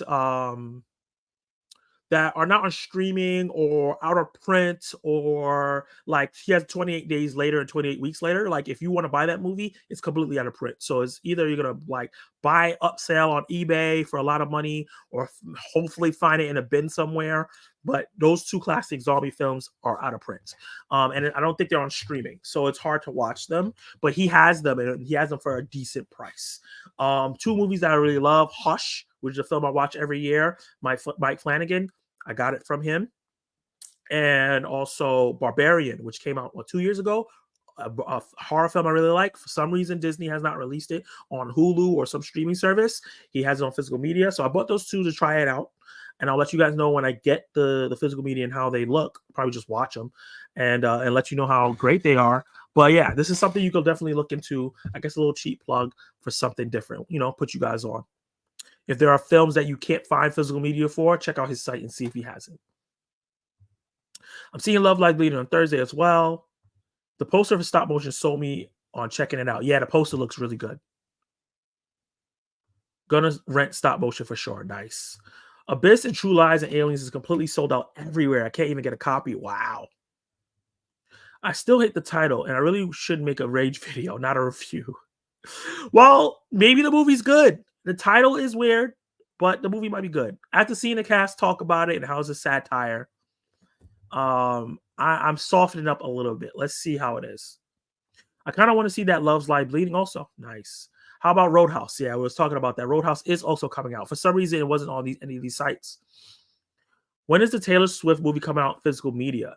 That's a good question. They haven't talked about that yet. I think maybe she wants to help Disney Plus, I guess, that deal, and blow up on streaming, and then maybe later on to get physical. What is Dream Snare going to be on? Dream Snare is going to be on HBO Max. I watched a trailer for that today. Does look cute, the movie with Mark Wahlberg. Yeah, Author. I saw it a bunch of times. Roadhouse is March. Oh, it's March 24th? Oh, okay. So it's not this week. Wait, hold up. I could have sworn I just Googled Roadhouse and it said it said March 8th. Maybe it's a limited release. And then it's gonna be, oh no, yeah. I think it probably was supposed to go in theaters on March 8th, and now they're putting it straight to Prime Video on March 24th. So that's why Roadhouse was on this list. Thank you for that clarification. Hey, Zach, did you see my message about me joining the AMC list for $99? And I got my ticket for Love Lies Bleeding and Fall Guy. Nice. Yeah, I did see you. So I didn't realize that was AMC A-list. I'm glad that you got it, man. That's a really cheap price. Hey, Zach, have you started Return to King yet? I feel like you ask me this every day. No, I have not. But I will start it eventually, and I will review it. It's a 4.5 hour film. I need to make time, but so many things are happening at the same time. I was preparing for the award season and everything like that, so I didn't get a chance. But I'm definitely going to do that because I want to move on to the next Hobbit thing. Salute. Hey, Pert Minded, what's up? How you doing? A list, the best list. A list, the best list? What do you mean by that? I'm on Amazon Prime right now, and it's not on there. Yeah, no. It doesn't come out on It doesn't come out on Amazon Prime now. It originally was supposed to come on theaters March 8th, but then they changed it, and I think that's why Google still has it, because sometimes Googles don't update it when the release date changes. It's coming out March 22nd on Prime Video. That was like the whole controversy about the film. The director was mad that that it didn't get a theatrical release. So Zach, about the Return of the King. What about the Return of the King? Oh boy, what are you about to say? AMC A-list. A-list is the best list. Yeah, I feel you. I'm a Regal Unlimited guy. I love my Regal Unlimited. It does me well. So I bangs with that. But AMC A-list is great. I have a Regal theater that I like to go to. Do I have any questions here that Oh, Dave Show, what are your thoughts on the Super Mario movie 2 dropping also in 2026?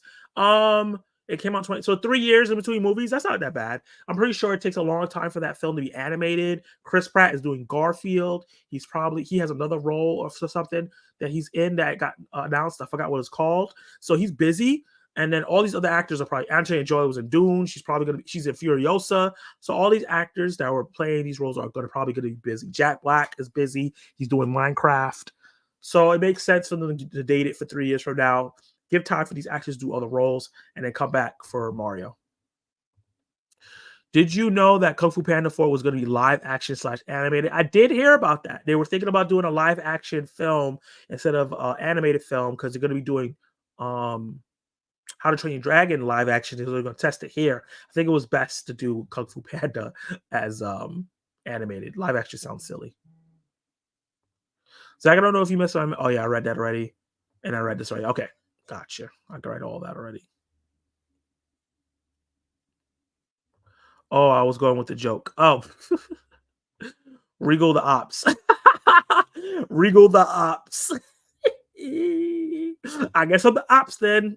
My Regal Glee Theater I love, so I had to get Regal Unlimited. Have you seen the OG Roadhouse? No, I have not. I haven't heard about Roadhouse until this controversy. Movie.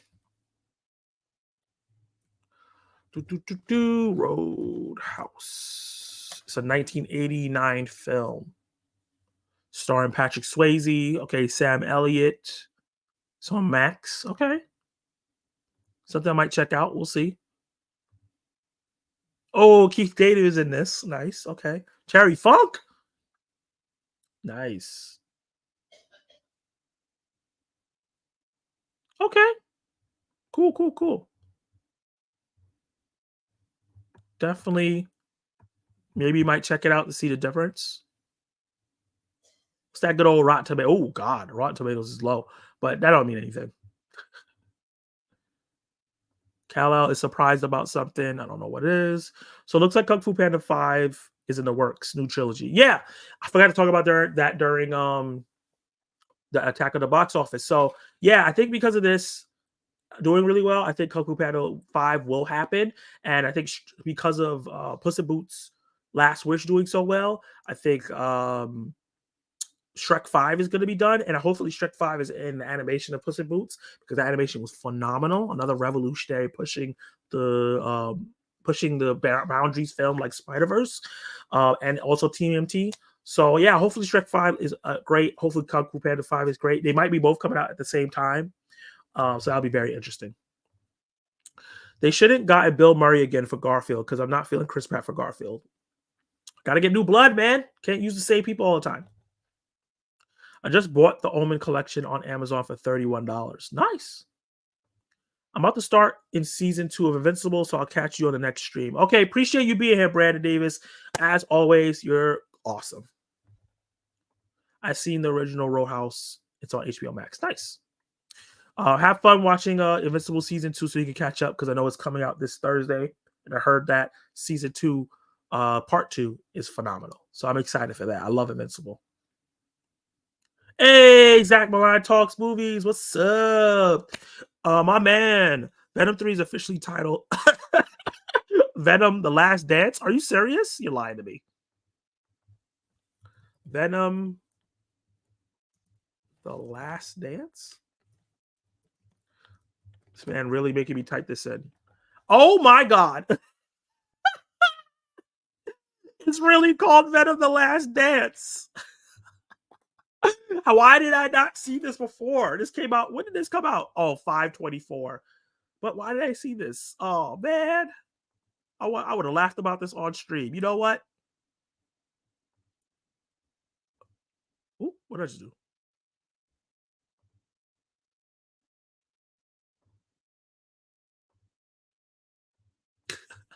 Venom 3 is titled Venom: The Last Dance. Tom Hardy sequel moves up to October date. Oh, it moved up to the third installment of the Venom franchise. Finally, has the title Venom: The Last Dance. Sony also has moved up the film release to October 24 this year from November.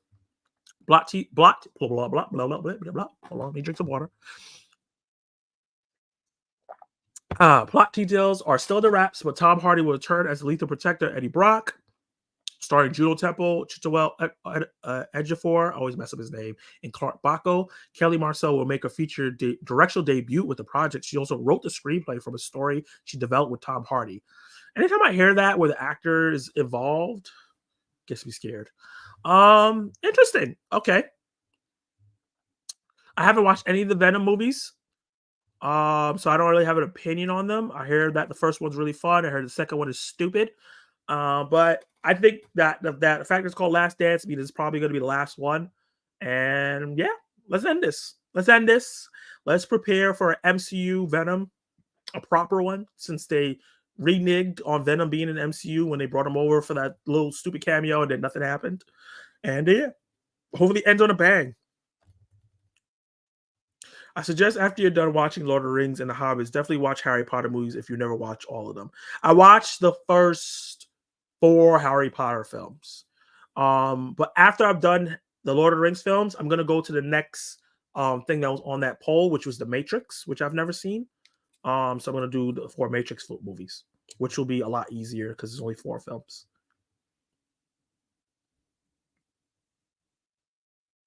He said, that sounds awful.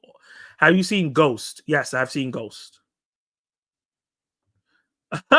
Venom and Tom Hardy are going to be dancing. Yo, if they make Venom 3 a musical, that'll be hilarious if we get 2 musical comic book movies in the same year. He said, I would never lie to you. Oh, man. Well, that just makes me less hyped now, though. Oh, you didn't want this to be the last one? Hey, Zach, what movie series are you thinking about watching next after you're done Lord of the Rings Hobbit? Just curious. It's going to be The Matrix. That was the second voted in the poll. Also, Chucky Season 3 Part 2 drops next month. I heard that show is good. Can't put it in my, I have so many shows to watch. So I'm not going to be able to put it in there, but I'm happy that Chucky's doing really great on TV. Yeah, and they did a Vinegar Syndrome release of the original Roll House. Now you can't even get it. It's out of print. Yeah, man. I just discovered Vinegar Syndrome for the first time. So just a couple things I want to get there. They have Outer Water. Outer Water? I think it's called Outer Water on there. Is that what it's called? I think that's what it's called. From last year. The found footage film. Let me drop the last poll.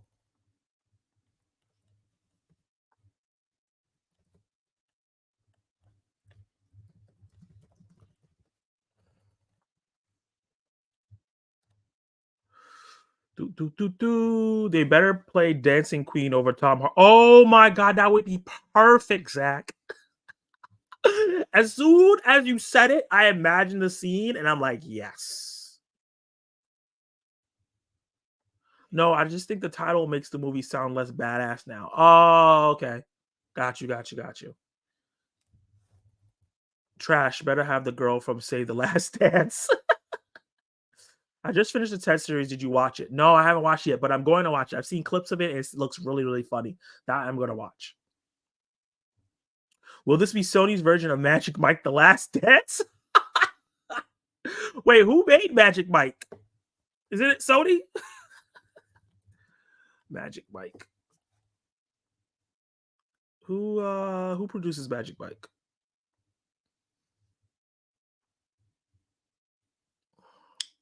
Oh, it's Warner Brothers. Okay. So yeah, this might be. It'll be weird. I haven't seen any of the Venom movies, but yet you say you've seen the superhero movies.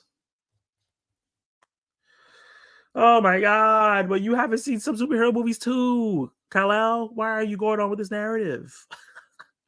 I'm okay with not seeing the Venom movies, okay? And what's that movie? Dark Phoenix. Batman 2 delayed a year. Yeah, we talked about that. Breaks our heart. But I'm glad that they're taking their time with the film because I really, really like the film and I hope that the next film is even better. What I think now that I'm looking at it, what I think Matt Reeves is doing is combining old storylines and new storylines together. So I think the Batman with Rob Pattinson, the first one was like Batman Year One, but it was Year Two mixed with Batman Legacy, combining those two stories. And I think maybe that he might do Long Halloween and combine it with Catalysm. I think that will be fantastic. And then lead the third one into combining it with The Killing Joke with No Man's Land. I think that if he can pull that off, and if that's what he's doing, we can have one of the best trilogies of all time. Wait, a new Venom movie called The Last Dance? Yes, it's gonna be called Venom: The Last Dance. That is such a weird name for a movie unless it's a dancing movie.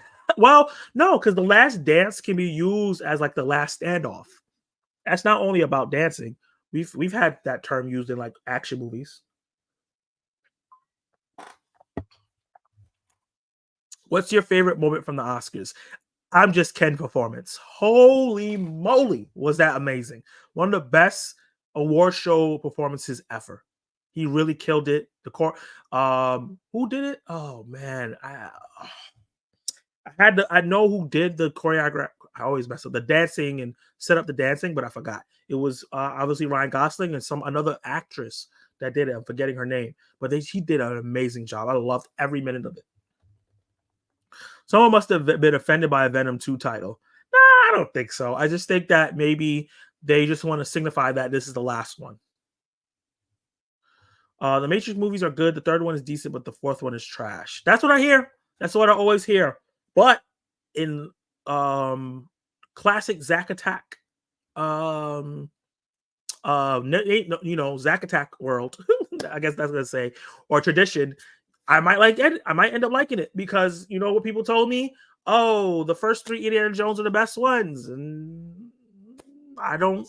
The first 2 Indiana Jones are not my favorite ones. The third one is my favorite. The fourth is my second favorite, and then the first one, and then the last one, and then the second one. That's my order for Indiana Jones as of right now. I know I put out a ranking list, but as of right now, that's what my ranking is in terms of Indiana Jones. So I might end up liking it. A lot of people didn't like the fourth one. I like the fourth one a lot. So I might end up liking the third and fourth Matrix. You start it, I'll finish it. Yeah, okay, sure. Why is it whenever Kimmel hosts something? Wait, why is it whenever Kimmel hosts something happens with Best Picture? I'm seeing Oppenheimer. That was hilarious. It was so anticlimactic, but I'm happy because it ended the telecast 22 minutes early, which was needed. Not 22 minutes early, like 12 minutes early. They better drop that name faster than James Gunn did Legacy. People don't take Venom movies seriously. It's goofy, it's fun, so I don't see the Venom fans being upset. If it was a movie that you're supposed to take seriously, then I'm like, what? But since it's a goofy kind of franchise, it makes sense. I only have one movie from Vinegar Syndrome. I just found out about it. Some of the websites that I found out. Let me share my screen that I use.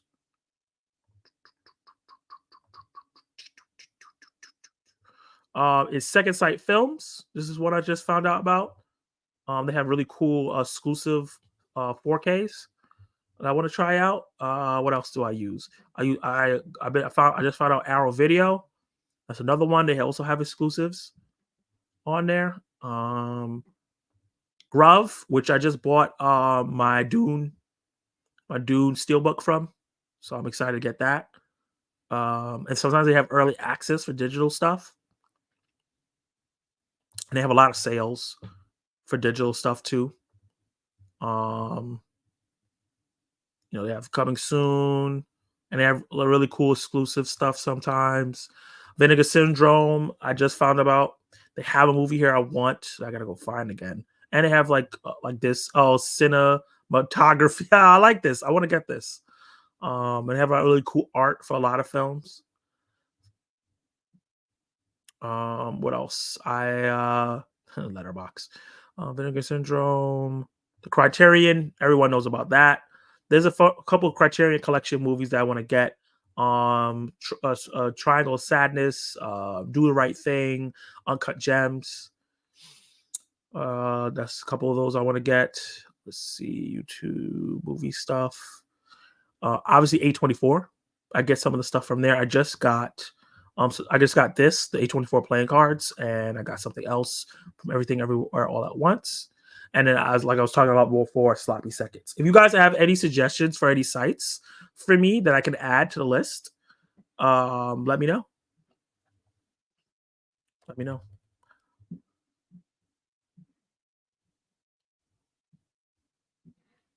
Was it MJ documentary called The Last Dance? Michael Jordan, yes. It was called The Last Dance. Doesn't have anything to do with dancing. Batman moment with Keaton, DeVito, and Arnold was the best. Oh, that was so fun. The fact that they came up there and everybody all automatically thought twins, and they kind of played on that and just did the Batman thing. Loved it. I've seen the first Venom movie and I enjoyed that, but I haven't watched the second one yet. I haven't seen any of them. I own Venom 1 because I got a steelbook pack that had Homecoming, Far From Home, Into the Spider-Verse, and Venom. So I was like, okay, maybe just buy all these movies together. But I'll watch it eventually. I think I'm going to do a watch along of Venom. Your biggest disagreement with a winner from the Oscars? I haven't seen Boy in the Heron, but I was rooting for Spider-Verse. That's my biggest disagreement. I was legitimately mad that Boy in the Heron won. I've seen the Boy in the Heron. I saw all those animated films except Robot Dreams because it wasn't available anywhere until recently.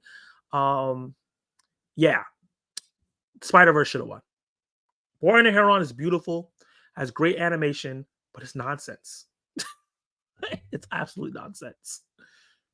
Wow, you never seen The Matrix. Why are we surprised about this? We know I haven't seen classic films. This is why I do Throwback Thursdays. Hot take: Matrix 2 is my favorite, but the final fight in Matrix 3 was one of the best fight scenes I ever truly. Superman versus Zod vibes. Ooh, I like the sound of that.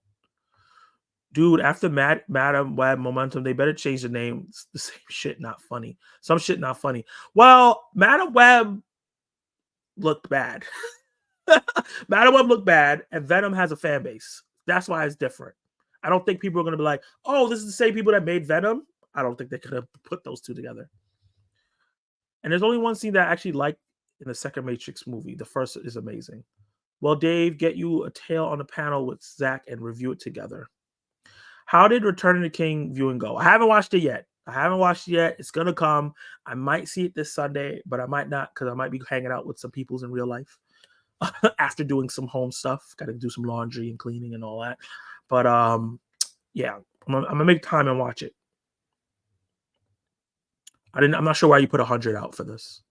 You never seen Matrix? Why? People, I've said this like 7 times on the stream. No, I have not seen the Matrix. I started Matrix 1, and I fell asleep 15 minutes in, maybe. And then I tried again and I fell asleep again. So I'll give it a try. I'll give it a try again. I'll be up for this time. But no, I haven't seen any of the Matrix films.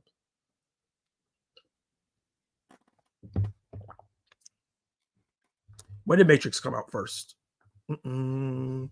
Matrix, when did the first one come out? Came out in 1999. I was 9 years old. I definitely was not watching movies like The Matrix back then. What came out in 1999? Movies that came out in 1999. Let's see. What was I watching in 1999? Because I wasn't really going to the movie theater at that time.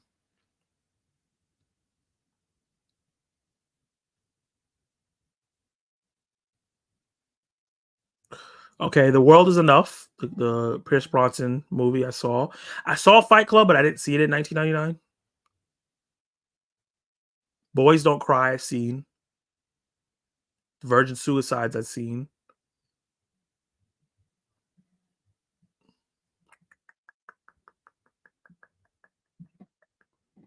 Big Daddy came out in 1999. It's been that long? I'm pretty sure I've seen that on TV.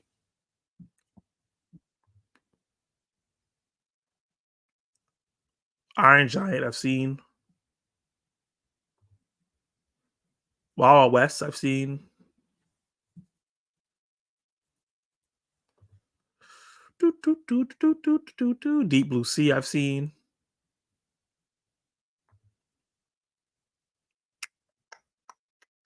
Star Wars Phantom Menace, but I don't think I saw it in 1999. Spectre Gadget I've seen.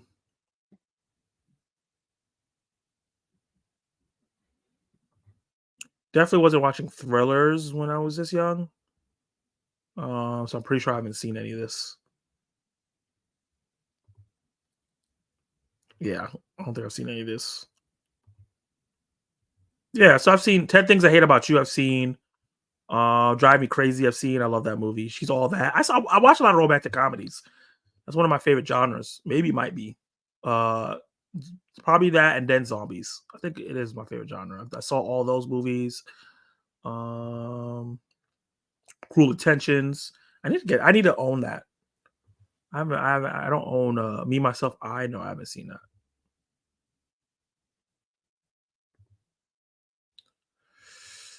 Yeah. But yeah, I've seen a couple movies from 1999, but I don't know if I've seen them in 1999. Man, what the hell is going on in Invincible? What is it, bad or good, Brandon, in terms for you? Oh, I didn't realize so many comments just came in. Deep Discount is the one I use. Okay, Deep Discount. Let me add that in. It's called deepdiscount.com. What makes me sad is that edit, put this in. Is this movie stuff? I think it's movie stuff. I have it, right? Yeah. Okay. I'll check this out. See if they have anything I want. Thanks for that. Zach, they attacking us because they hate us. Of course. You can't squeeze a 5-hour movie into your day? What the heck, man? Oh, man. I wish if I was doing YouTube full time, I definitely would be able to watch all the long movies. But that doesn't look like a realistic taking, unfortunately. I think YouTube is going to be more of a hobby that I make a little bit of money off of while I work my regular job, unfortunately. I pre-ordered my Dune Steelbook from there and 3 Ocean movies and American Sniper. Nice. Zach, I get it. I'm 45, so I've seen a lot. Okay, so yeah, you're a little older than me. You're 11 years older than me. Yeah, 11 years older than me. I'm turning 34 this year. So you were older enough to go to a lot of those movies and grew up with them. But also, I just wasn't into a lot of that stuff. It just wasn't in my house, you know? Venom 2 and Dookie. Okay, you saw it and you didn't like it? I heard it wasn't great. I'll send you a picture of the movies that I want to get from Criterion, website, and Arrow. Nice. I can't squeeze a 2-hour movie into my days. I thought Venom 2 was fun. I bet it's hard sometimes. Yeah, man. Dave, that hurts. Venom 1 is legit, though. 99. I love rom-coms. Me too. I'm glad anyone but you did really, really well. Fight Club is great. It is. I just started the first episode of season 2, and that son has done a 180 from last season. Are you talking about Invincible? Well, remember, from last season to this time, a lot of time has passed. Just give it time, though. Mildly surprised you didn't see The Phantom Menace in 99. So many kids were in the theaters for that one. I wasn't going to the movie theaters at 9. I didn't have anybody bringing me. Never give up, man. I'm not giving up. I'm still going to do YouTube. But I'm just thinking about it. One of my favorite YouTubers, which is The Film Drunk, he has 16,000 subscribers, right? And he still works a full-time job. And someone asked him, is YouTube possibly could be a full-time thing for you? And he said realistically no. And he has 16,000 subscribers. He's one of those he's a bigger YouTube. He gets screeners, he goes to festivals, he does all the things I want to do. And he doesn't think YouTube's is realistic to be a full-time job. I only have 867. I don't know when I will ever even get to 1,000. People don't really watch all my videos to the length. I don't want to be like just a rain of parade. Boo-hoo, Zach. But I'm just being realistic. Just being realistic. I'm never going to stop. I love doing YouTube, but I'm just being realistic about my chances of going full-time. The movies you've seen and not seen is crazy. Somebody picked the movies for him. He don't listen to me. Bro, but you guys be picking movies and I don't end up liking them. Like, I love movies I've seen. You keep talking about the movies you've seen. Like, a lot of the movies y'all be watching, I don't care for. I was going to show you my top 32 movies of all time, but I'm actually going to just do a video about that. So I don't want to show you guys to spoil it. All right, Zach, got to go. Get ready for my second live stream. Oh, enjoy it, man. I'm going to go take a bath after this, and then I'll jump in if you're still on. But I'm like, last thing he was dead set against what his dad was on. Now he's, you're only 10 minutes in. That's why you don't understand what's going on. Keep it in. You're going to understand what's going on. I was like, what? It's not what you think it is, Brandon. I was like, why is he confused? Okay. I forgot about how that episode starts. Oh, man. So let me give a shout out to channel members.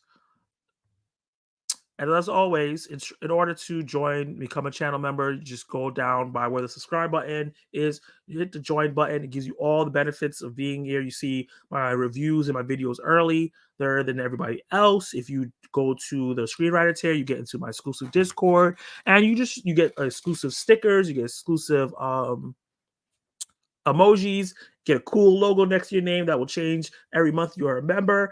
And the members that I have here now on the producer tier is Have You Seen With T, Spoiler Kings, Ted's Made This, Travis Mitchell, Screens and Reviews, Basic Moves, Noah Kaiser, Mama Art Doll, and 80s Kids from the 90s. Thank you all for being on the producer tier. I appreciate all you guys.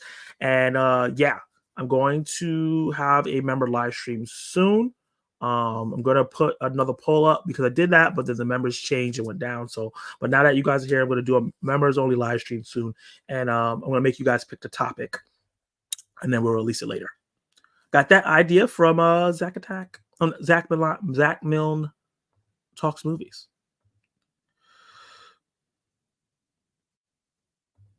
Congrats, Zach. Congrats on the Zach Attack Awards. I see the work that went into that, man. Great job. Thank you so much. Thank you, everybody that messaged me and told me that how great the Zach Attack Awards were. I really, really appreciate that. I really was anticipating that. I really wanted it to be really great for you guys. And I think I had a lot of fun. I think there's room for improvement for next year. There's a lot of ideas I have that involves the community, which really be fun because a lot of my community are YouTubers. So yeah, thank you guys again for joining in and watching it, and people who watched it after replay. I really appreciate that. It's something I'm going to definitely try to do again next year. But yeah, guys, that was 20 minutes of questions. I really appreciate everybody. I want to give a shout out to Kal-El Daily for being on a live stream, having fun, joking around, contributing. Zach Milne Talk Movies, as always. He's awesome on his road to 3,000 subscribers. Brandon Davis, also Dave's show, Delon Movies, as always. We're going to be working soon. That's going to be really, really exciting. I already know what movie I'm going to give you for a movie swap. That's going to be happening next month. Dave's show, he worked with me. He was on the spoiler review for Dune Part 2. That was awesome. Me and Kal-El Daily are going to be working again soon. We're going to be doing a Part 2 to Guilty Pleasure films. That's going to be fun. Who else? Collector Movie Man. I did a live stream on his channel where we talked about our favorite physical media and what physical media stands for us. Go check that out. That was really fun.